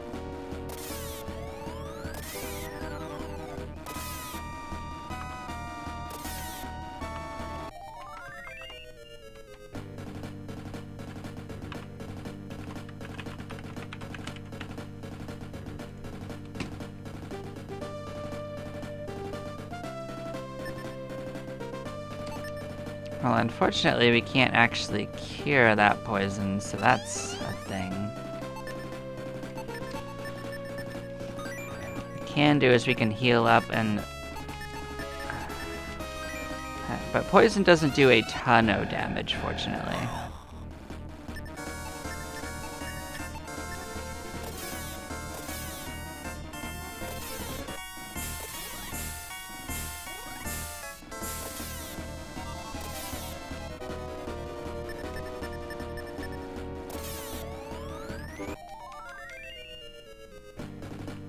$232 and $264.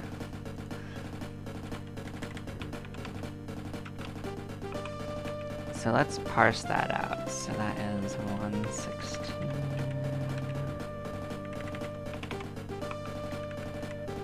$132. Okay, let's make that simpler.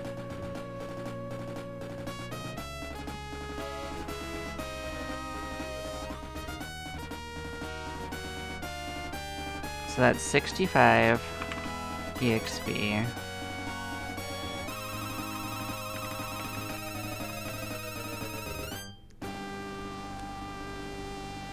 Oh, considerably more gold though. Huh.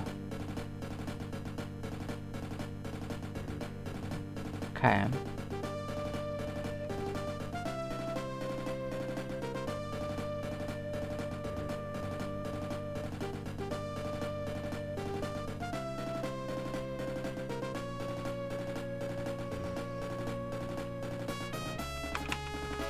So 65 EXP and 81 gold? That doesn't sound like a progression on this, but like that's the values I got, so I'm gonna confirm it, but that's what I got written down. We'll have a chance to check it.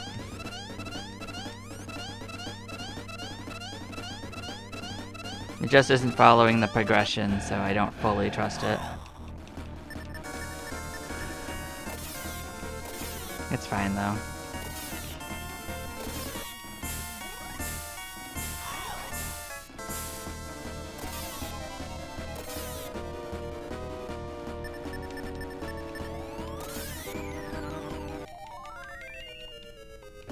We did get a wooden shield, but that's not going to be used by anyone that we currently have because I'd rather have the attack bonus of the main Goshes, so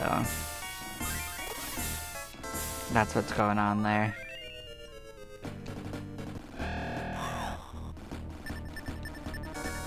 Still, it is a little bit of money. You're not gonna show me what it brings in? Unfortunate.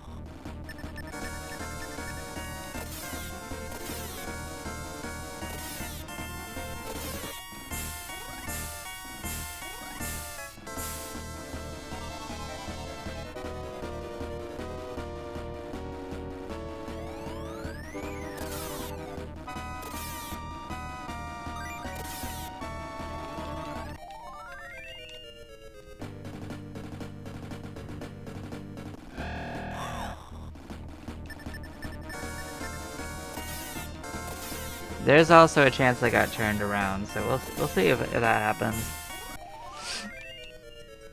Look at you giving me more wooden shields. No, I didn't get turned around. Okay.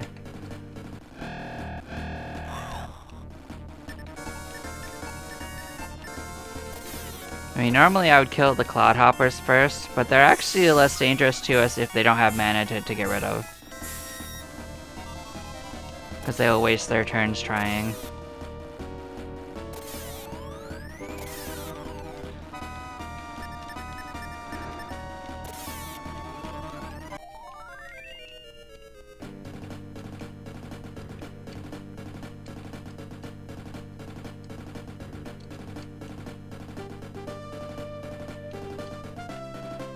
This is actually right at the end of this as well, so we basically made it through on one of these two sides.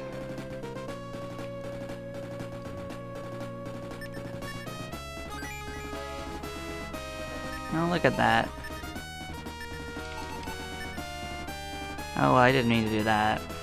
Oh, well. It's not too bad, it's just a couple hundred gold.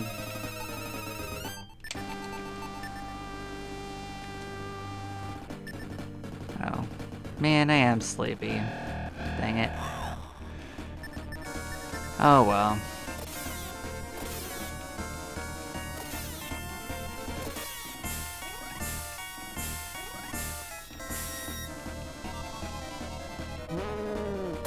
Hey, okay, we got the confirmation. They bring in more Clodhoppers. There we go. They don't bring in another enemy.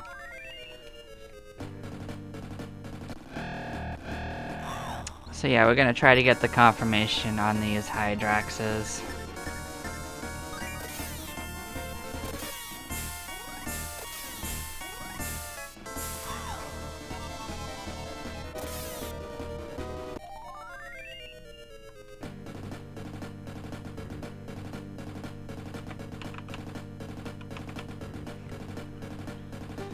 Yeah, looks like maybe it was correct, but let's confirm.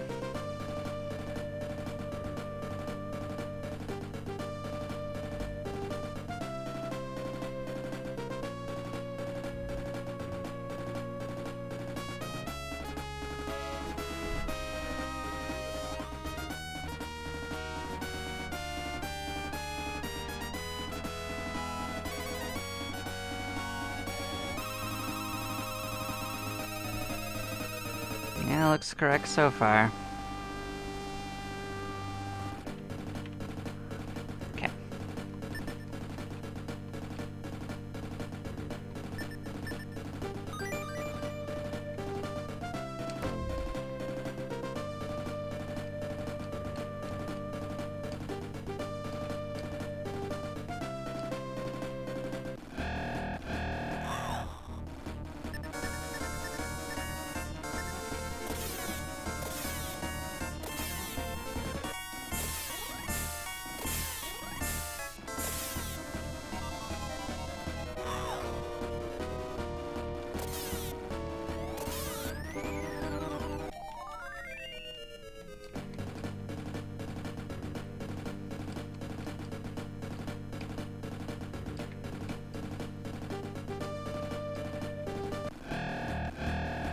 Okay, yeah, here I'll be able to fully confirm it. The problem is the mixed groups make it a lot harder to actually parse.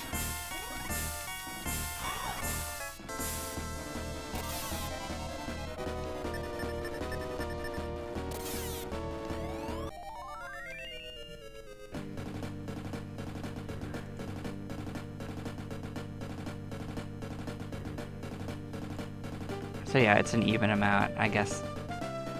I guess I was just adding it up wrong. It was weird. That's why I suspected it, because it didn't seem even, which was the progression it had been up to that point. But this is the end of this area. I'm gonna try to get some of these magic pad things done. Oh cool, you don't want to actually do anything to us, huh? That's nice.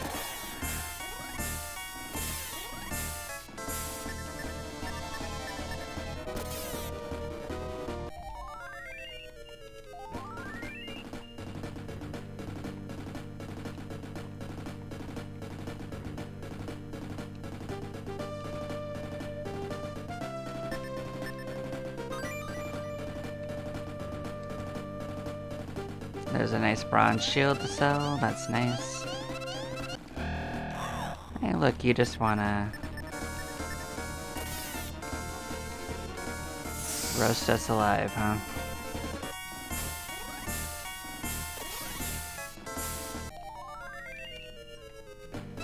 Suppose I should just escape. We don't really have a way to deal with that currently.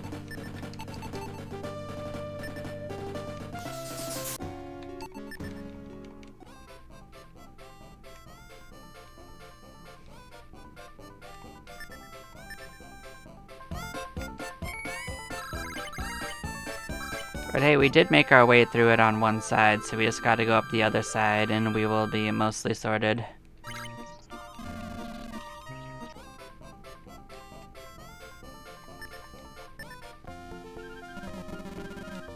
So let's trim what we have going on. Our inventory did get a little full of nonsense.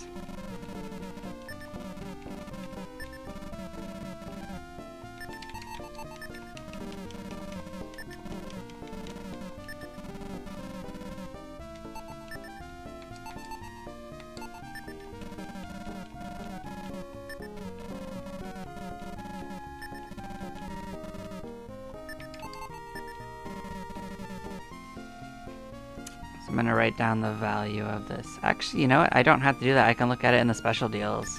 Why am I doing the extra work? I don't have to calculate that out. The game will just tell me.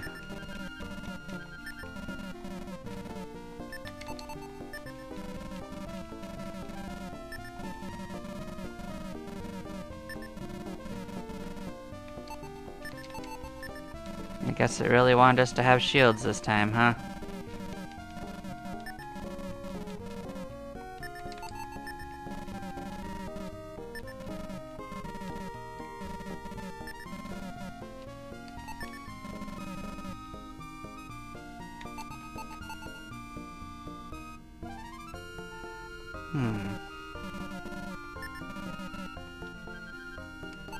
Oh, okay, so it is just a normal enemy thing from the other one. I actually thought it would show up in your deals for some reason. I don't know why I thought that. I'll get the value from the stream itself. I'll look it up. I'll write down a timestamp. I can calculate it out later.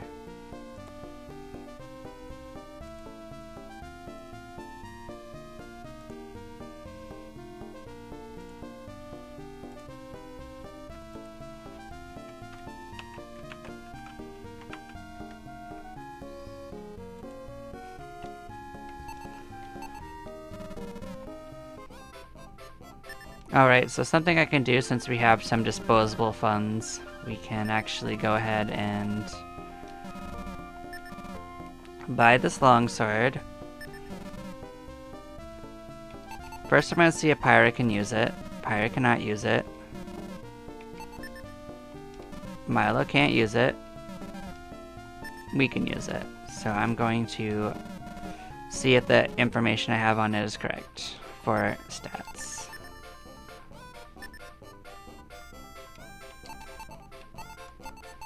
45 sounds correct.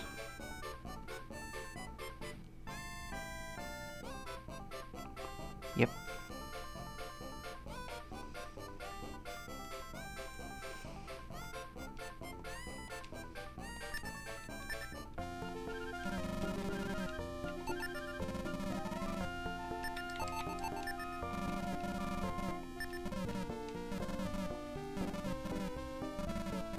Cool. So now we're gonna pop over to our friend here.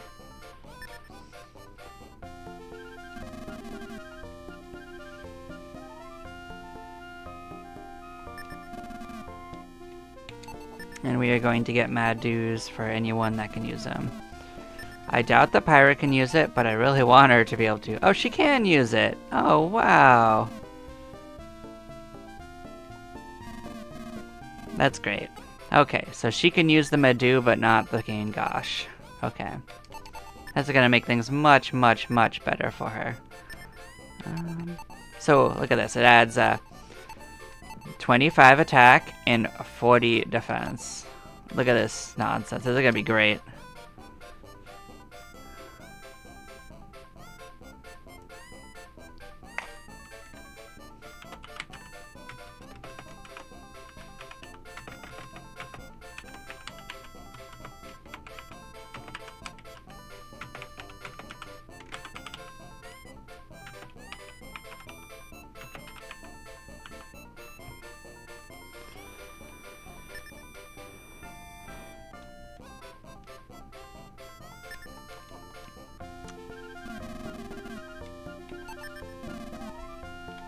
Or anyone that has multi-hit targets wants to have a Madu if they can. That's basically what makes it really strong.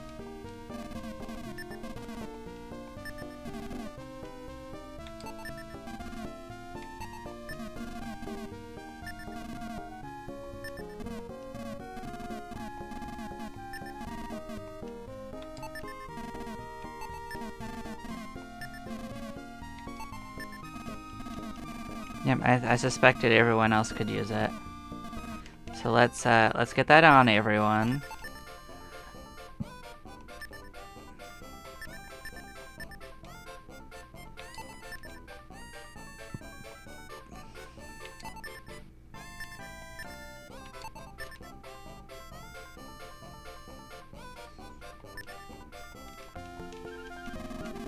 Now, this is probably going to make us actually face roll for a little bit, if I was to guess.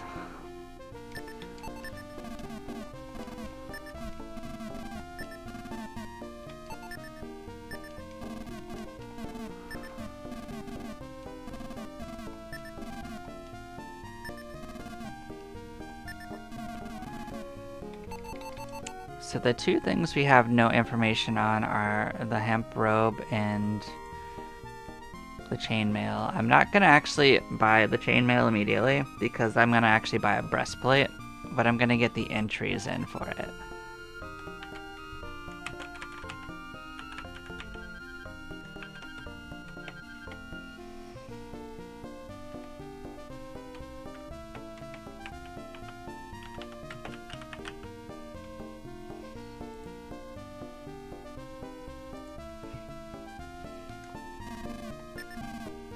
And bronze armor as well.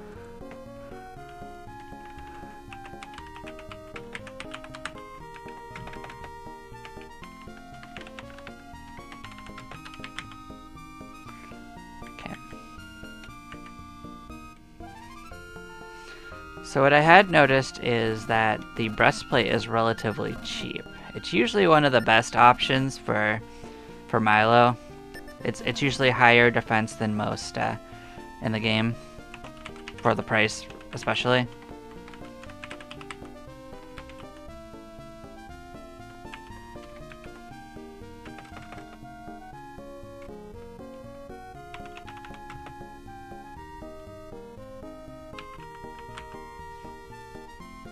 Okay, so let's see who can use it. Pyra probably can't. No. Can Milo use it?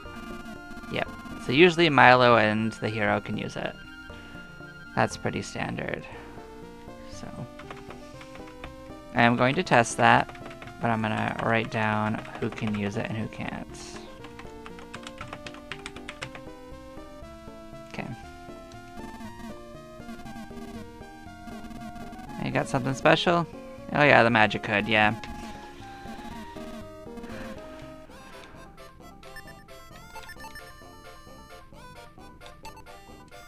Alright, let's give that to them. We could probably wear it, but we aren't going to if Milo can wear it usually. Although I might temporarily wear it, because they do tend to have the lowest defense. Unless I can buy something better for him, which I don't think I actually can afford, so maybe not. So that is actually 35 defense.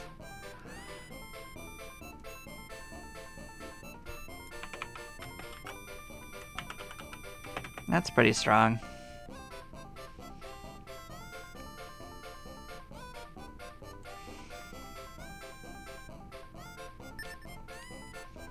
I'm gonna roll with that for now. Let's see how much disposable money I have. 3,800. Actually.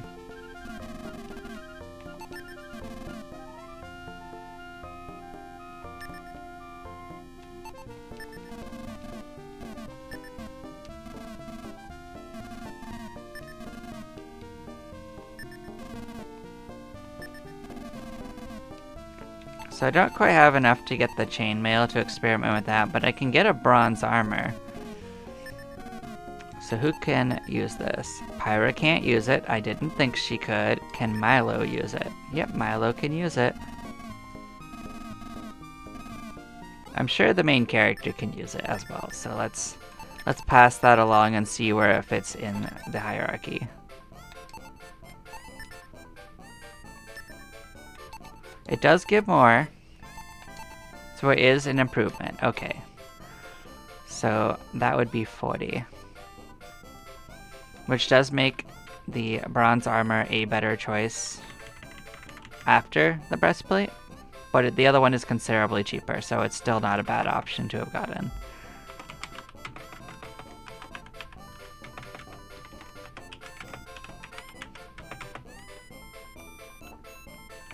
So that would be 40 defense. I don't know where chainmail lines up in this, so you're gonna wear this and give Milo the breastplate.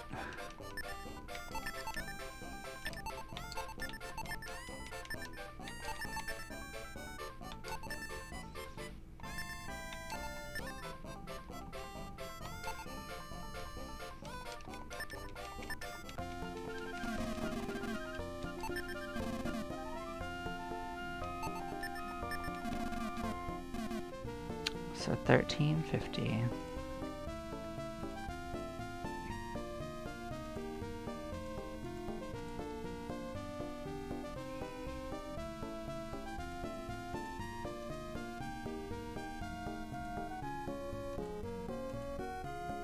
So that would normally be 1800. Okay, that's the value of that.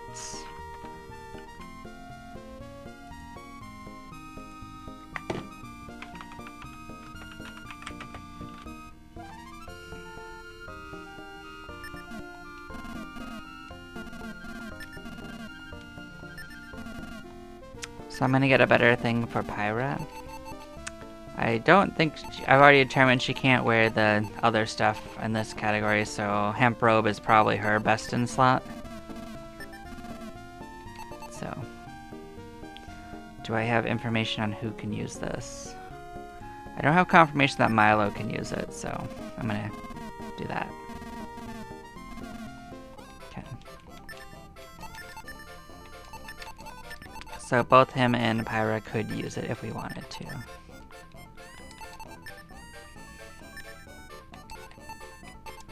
So that is 22.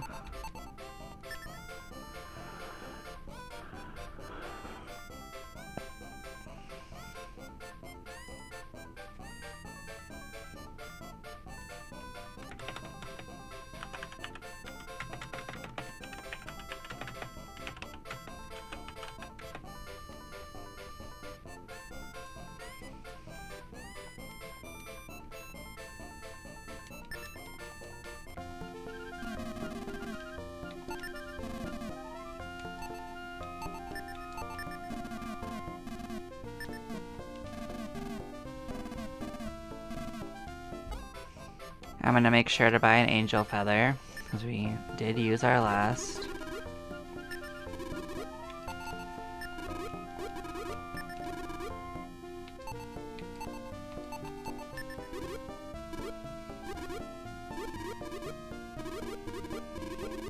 Look at you offering us something really expensive.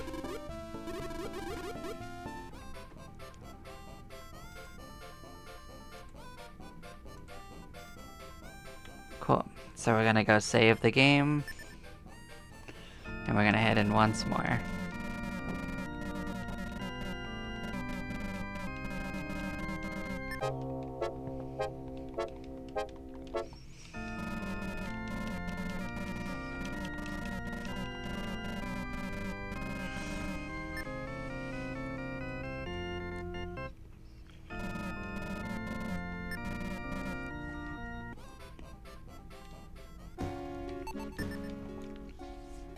So I guess something I've been trying is whether items have use cases. Because sometimes items when you use them, they do things.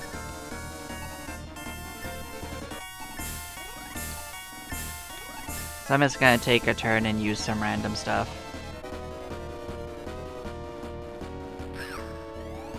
Because these guys aren't a threat at all.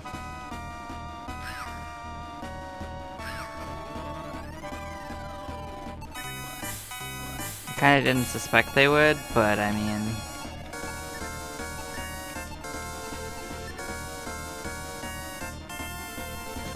Yep, nothing. Okay.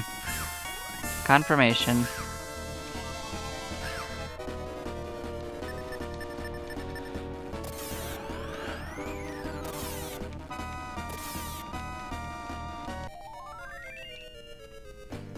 Yeah, so we're gonna be able to go fight that turtle boss along the way.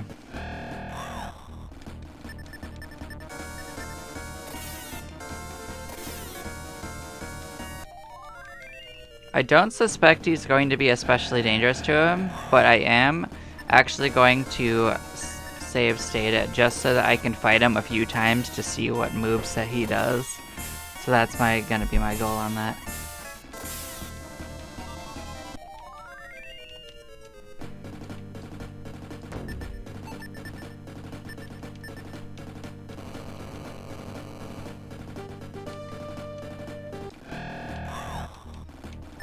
We might also have caught up to the speed of the pumpkins, at least with Pyra, so we'll see at least before we go in to the actual trial if we can kill them.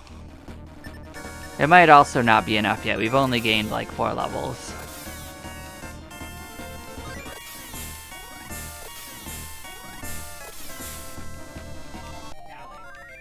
Shh.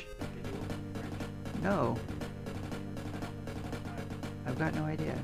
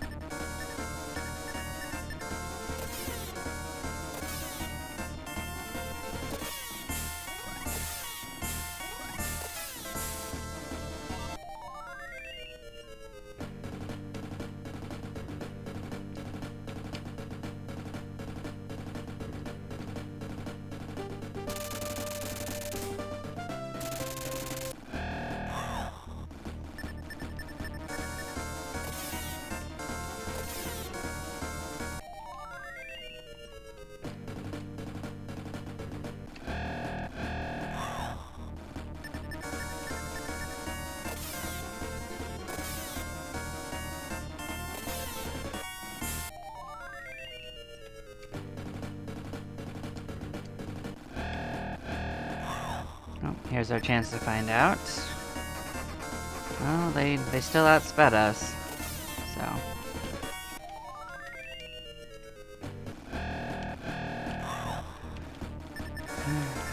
There could be a chance we're on the cusp and have a chance to find out again, but... That didn't look super promising. Did we not have our Madu on for Milo? Is that what's going on? Let's see. No. No, I guess Pyra's whip is just that much stronger. Fair enough.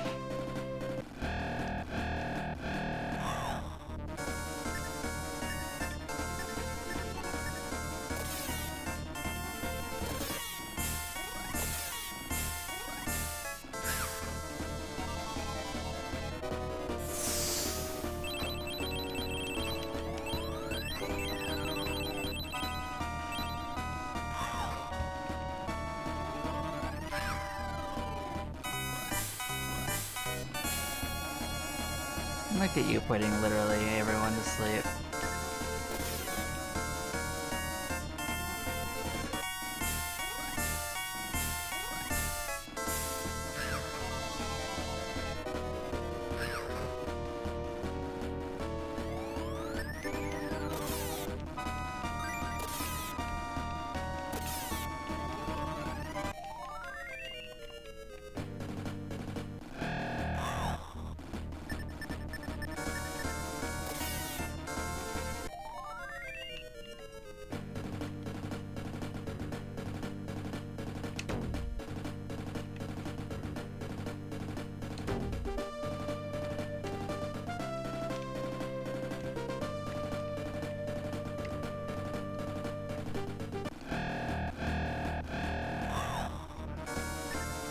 Yeah, actually I have to go to the other direction anyway. It doesn't matter too much. We'll touch turn around.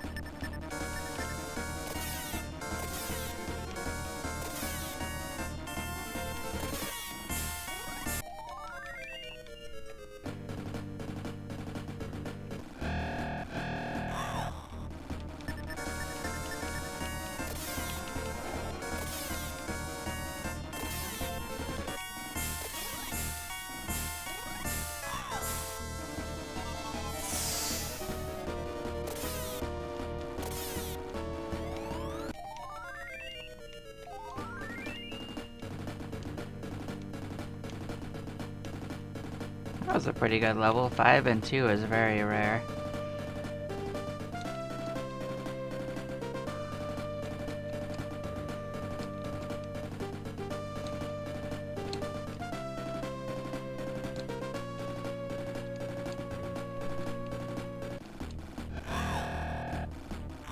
I really prefer if you did not surprise me like this.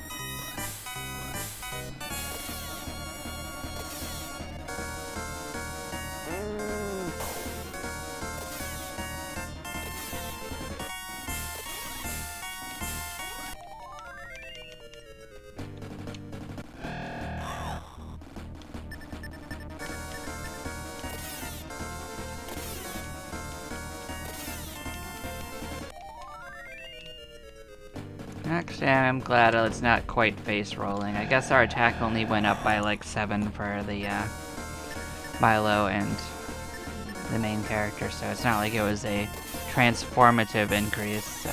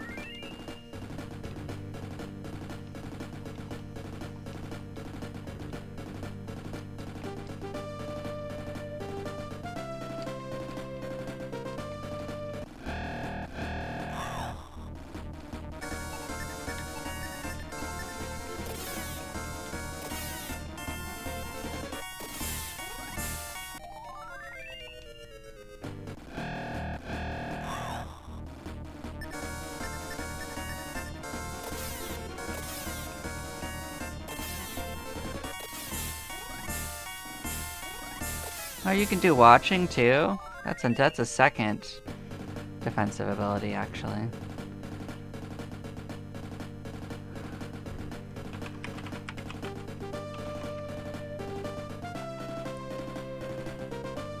Huh.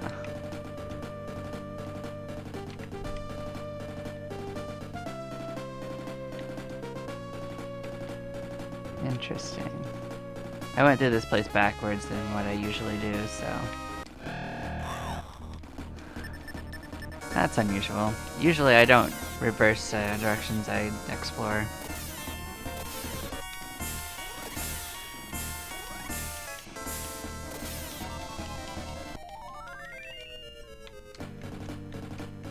Alright. Go. And here's our turtle friend.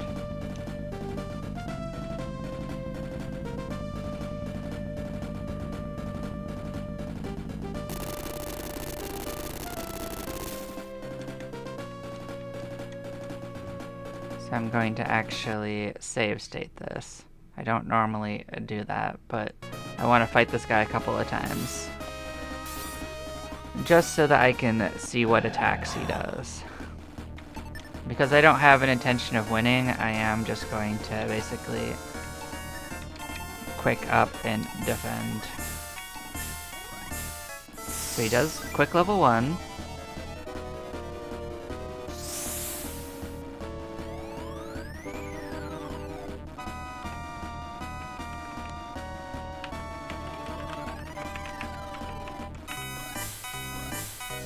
So yeah, I'm going to basically just defend for a while and see what else he does. He does double attack, he does single attack. Interesting. So he does both.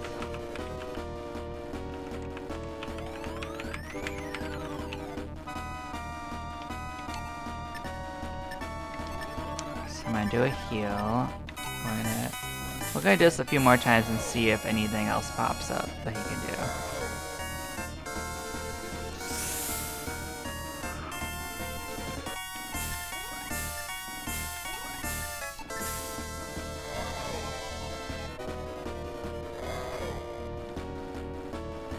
No sign of like critical hits or anything so far.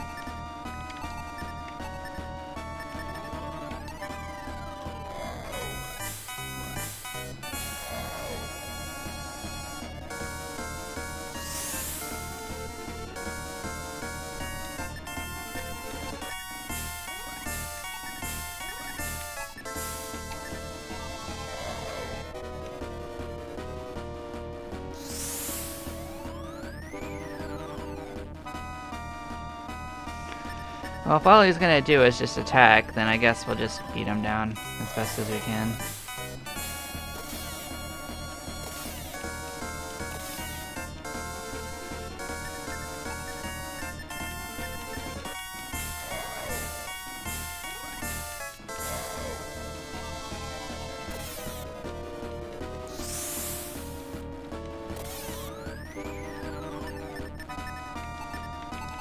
Yeah, I don't have boost, otherwise boost should be a big help here.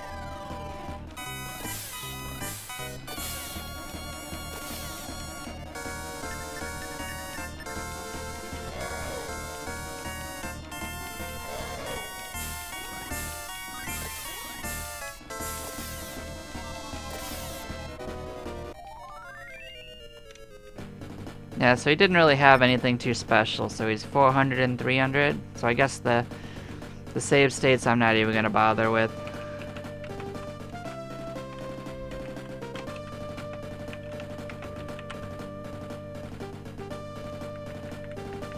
I guess just casting quick and going twice is an increase in damage from the base game.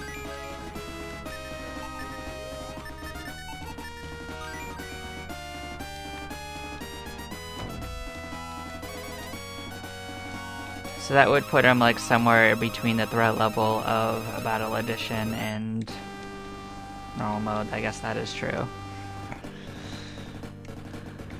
If that was the aim, then correct. You did it. I do think we probably have what it takes to make it through even with the extra heals I did.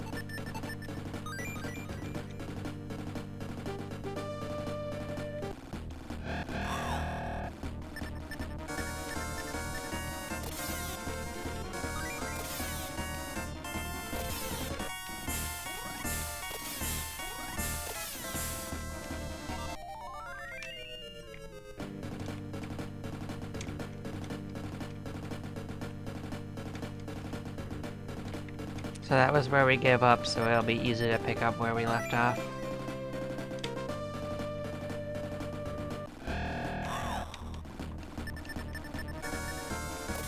This dungeon is basically like sorted out for the most part.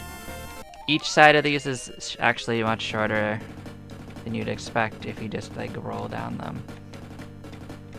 So I think that's actually the way to progression, so I'm gonna actually go down this way first.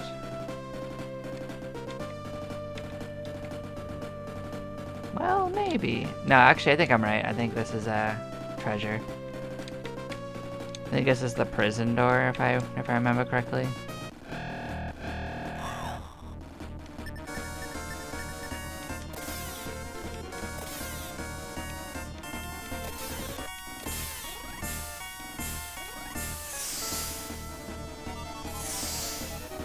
Look at you just healing the air.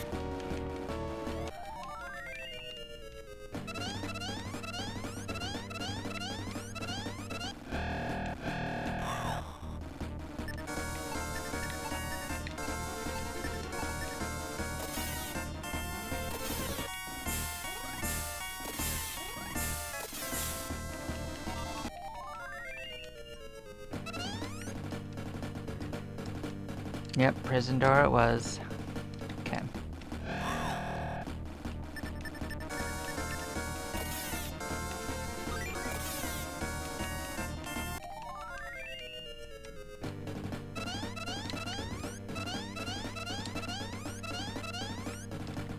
I do think it's interesting how there was like one enemy that was just extra difficult in this zone. I think that's actually a cool idea. Make a oh shit enemy.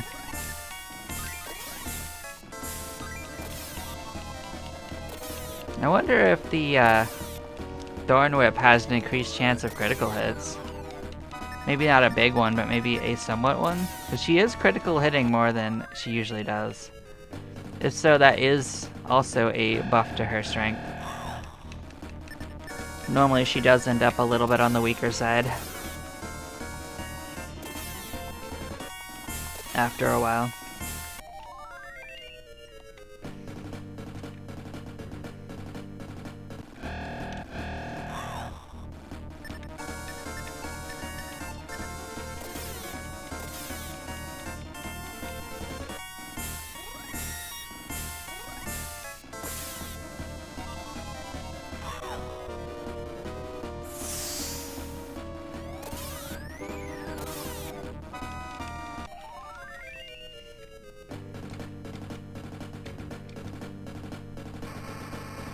Oh, hello again, Killwave.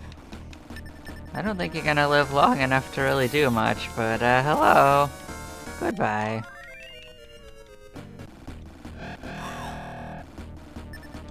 Doesn't even matter. If we go first, they're all dead anyway.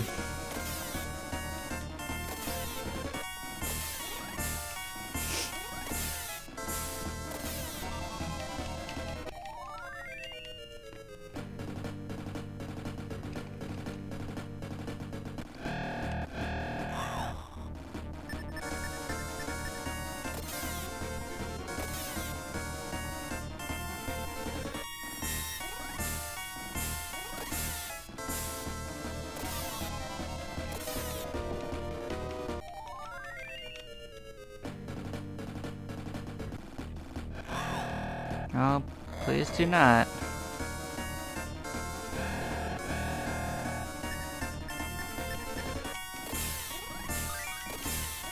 Yeah, I do think maybe there is a critical strike increase for the whip.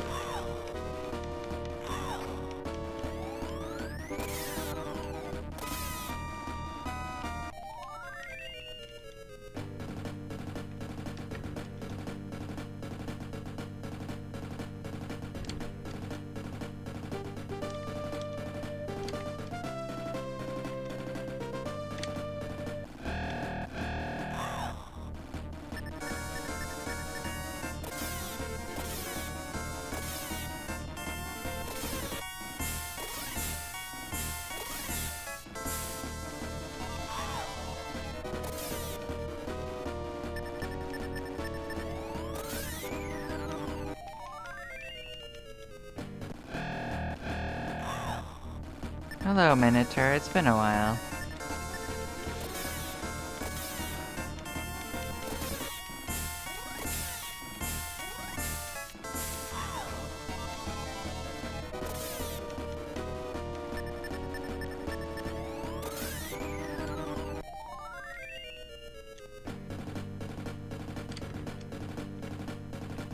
We should be getting close to the end of this as well.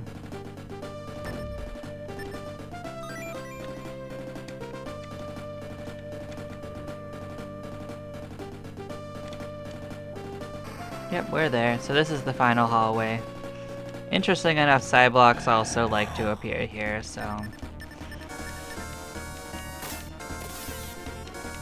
You can actually use an ability. You sure didn't. Hello, Grimfowl. You didn't actually do anything last time we fought.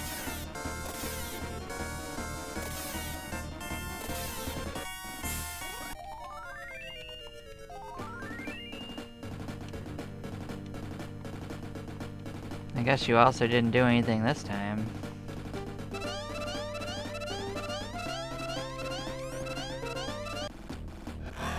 No, please do not.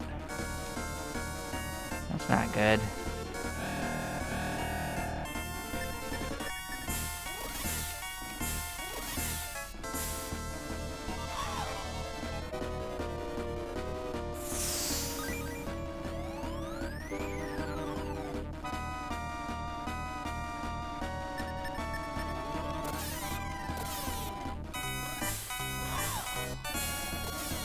It didn't end up being a problem, but it could have been a problem.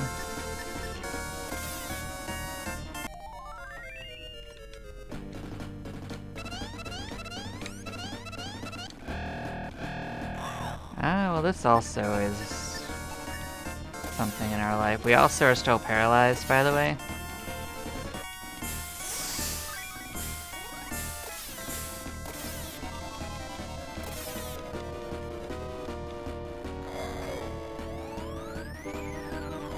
Oh, you get double attacks? Ah, well damn. That's actually pretty risky. So they got double and single attacks. Oof.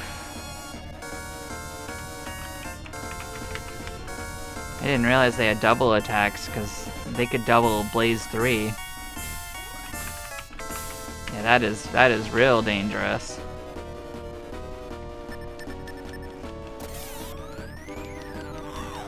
Oh, did I well... If I get hit with Blaze 3, I earned that one. Well, I didn't, but I would have earned it by not paying attention to who I was targeting.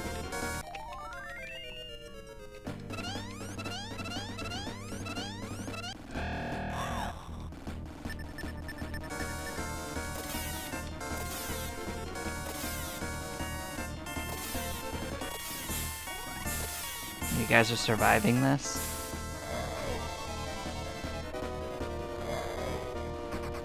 Oh, you ran? Okay.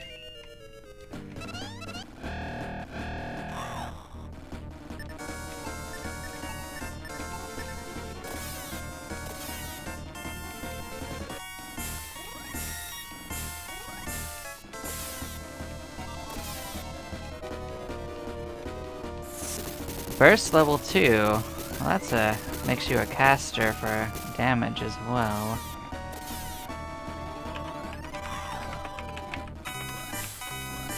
Huh. I wouldn't have suspected that they could cast attack magic, but I mean, good for them.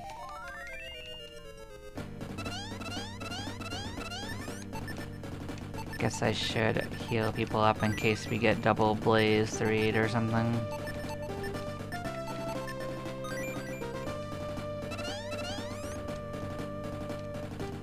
Well, we made it through, we got all the items, we explored all the regions.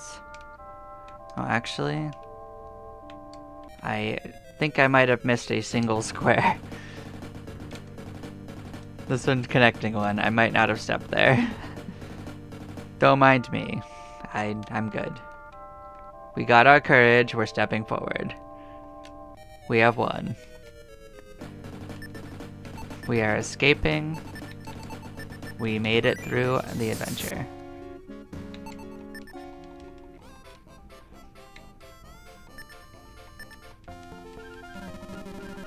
Let's trim down if we got any junk.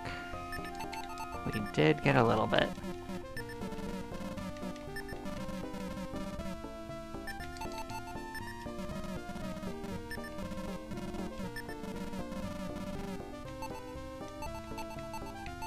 Okay, that's it for that. What's our gold looking like? 98. Huh.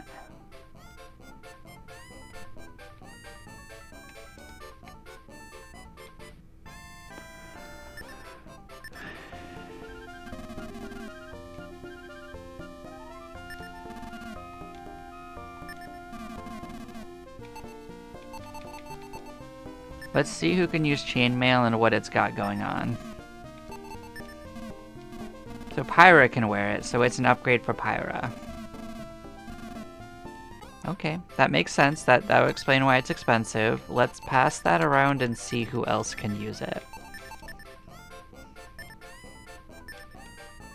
So yep, is it also an upgrade for them? Is this just an everyone armor that's better?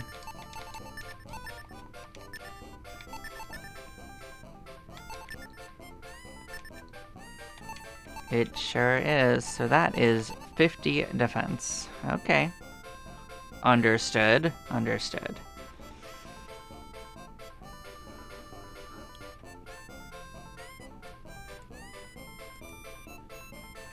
So everyone can use this.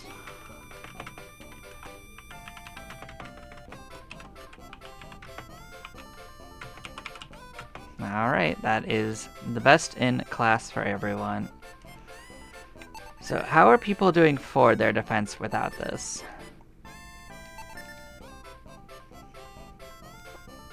So knowing that, what we can do is basically outfit everyone.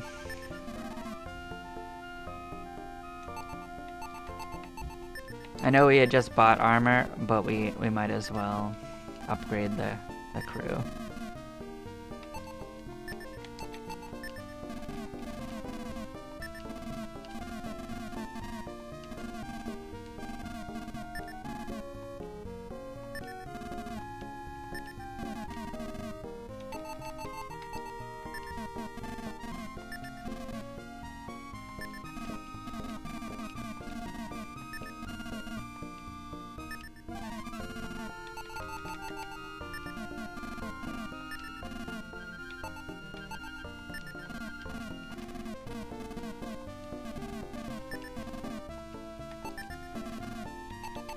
Alright, so now we don't have to worry about armor for the rest of the trials. Let's get equipped up.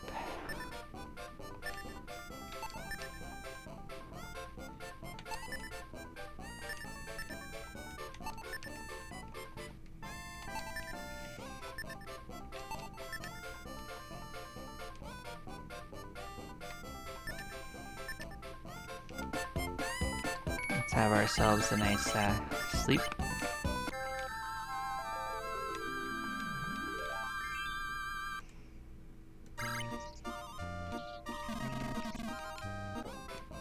And let's go save it.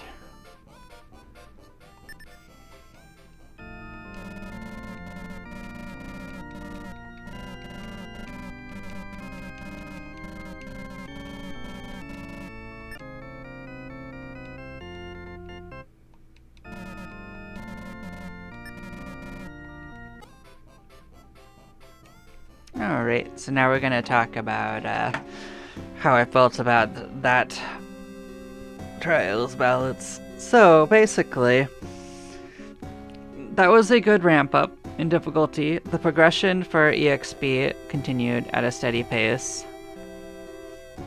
I can do a bit of a comparison on where they were with the other versions. So basically, overall, I'd say that most of the enemies are a little less dangerous than the ones from the Battle Edition, but for the most part, it's also considerably harder than the base version. So that's good. That's good that there's edits in the middle. But what I will say is that the Night Stalker has the potential to party wipe with just 2 of them. If they had a double attack and happened to do Blaze level 3 on all 4 attacks, there's nothing anyone could do to stop that. Because that would be 160 damage in a round to the whole party. So, I don't know if that's a thing you want in your balance or not. I mean, Blaze level 3 being in there, I did like. I think having double attack on top of that is really, really dangerous potentially. But I don't mind that there is a super dangerous enemy in the dungeon. So that's how I feel about it. So if that's what you wanted, if you wanted a super dangerous enemy, that is fine. As you can see, it is definitely very beatable the way that we did it. And if you just focus them down, you will get them before they do much damage, but as it is just risky if they like surprise you. You could just get a surprise party wipe on that.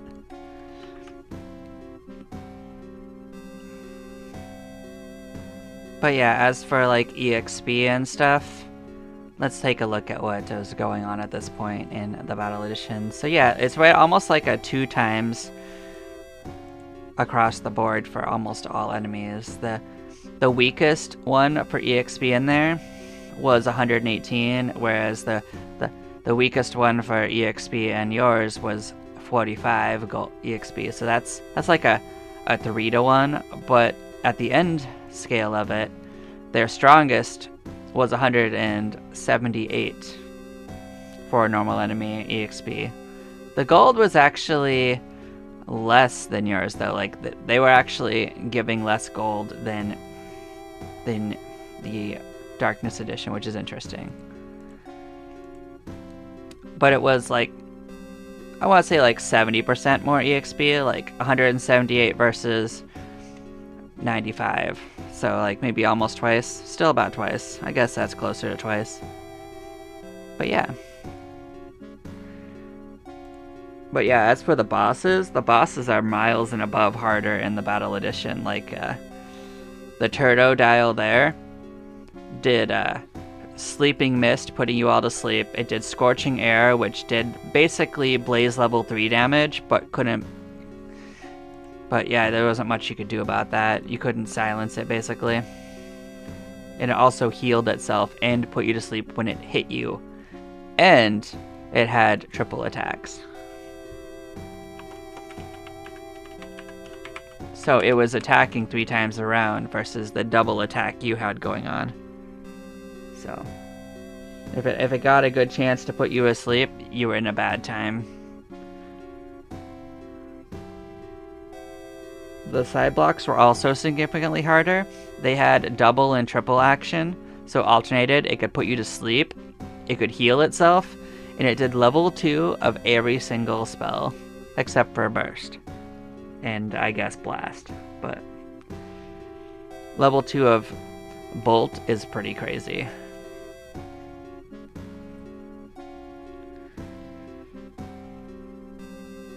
But yeah, I did like the balance of this. It was well done. I hope this continues, and yeah, I will catch you guys next time. Take care, all. Bye-byes.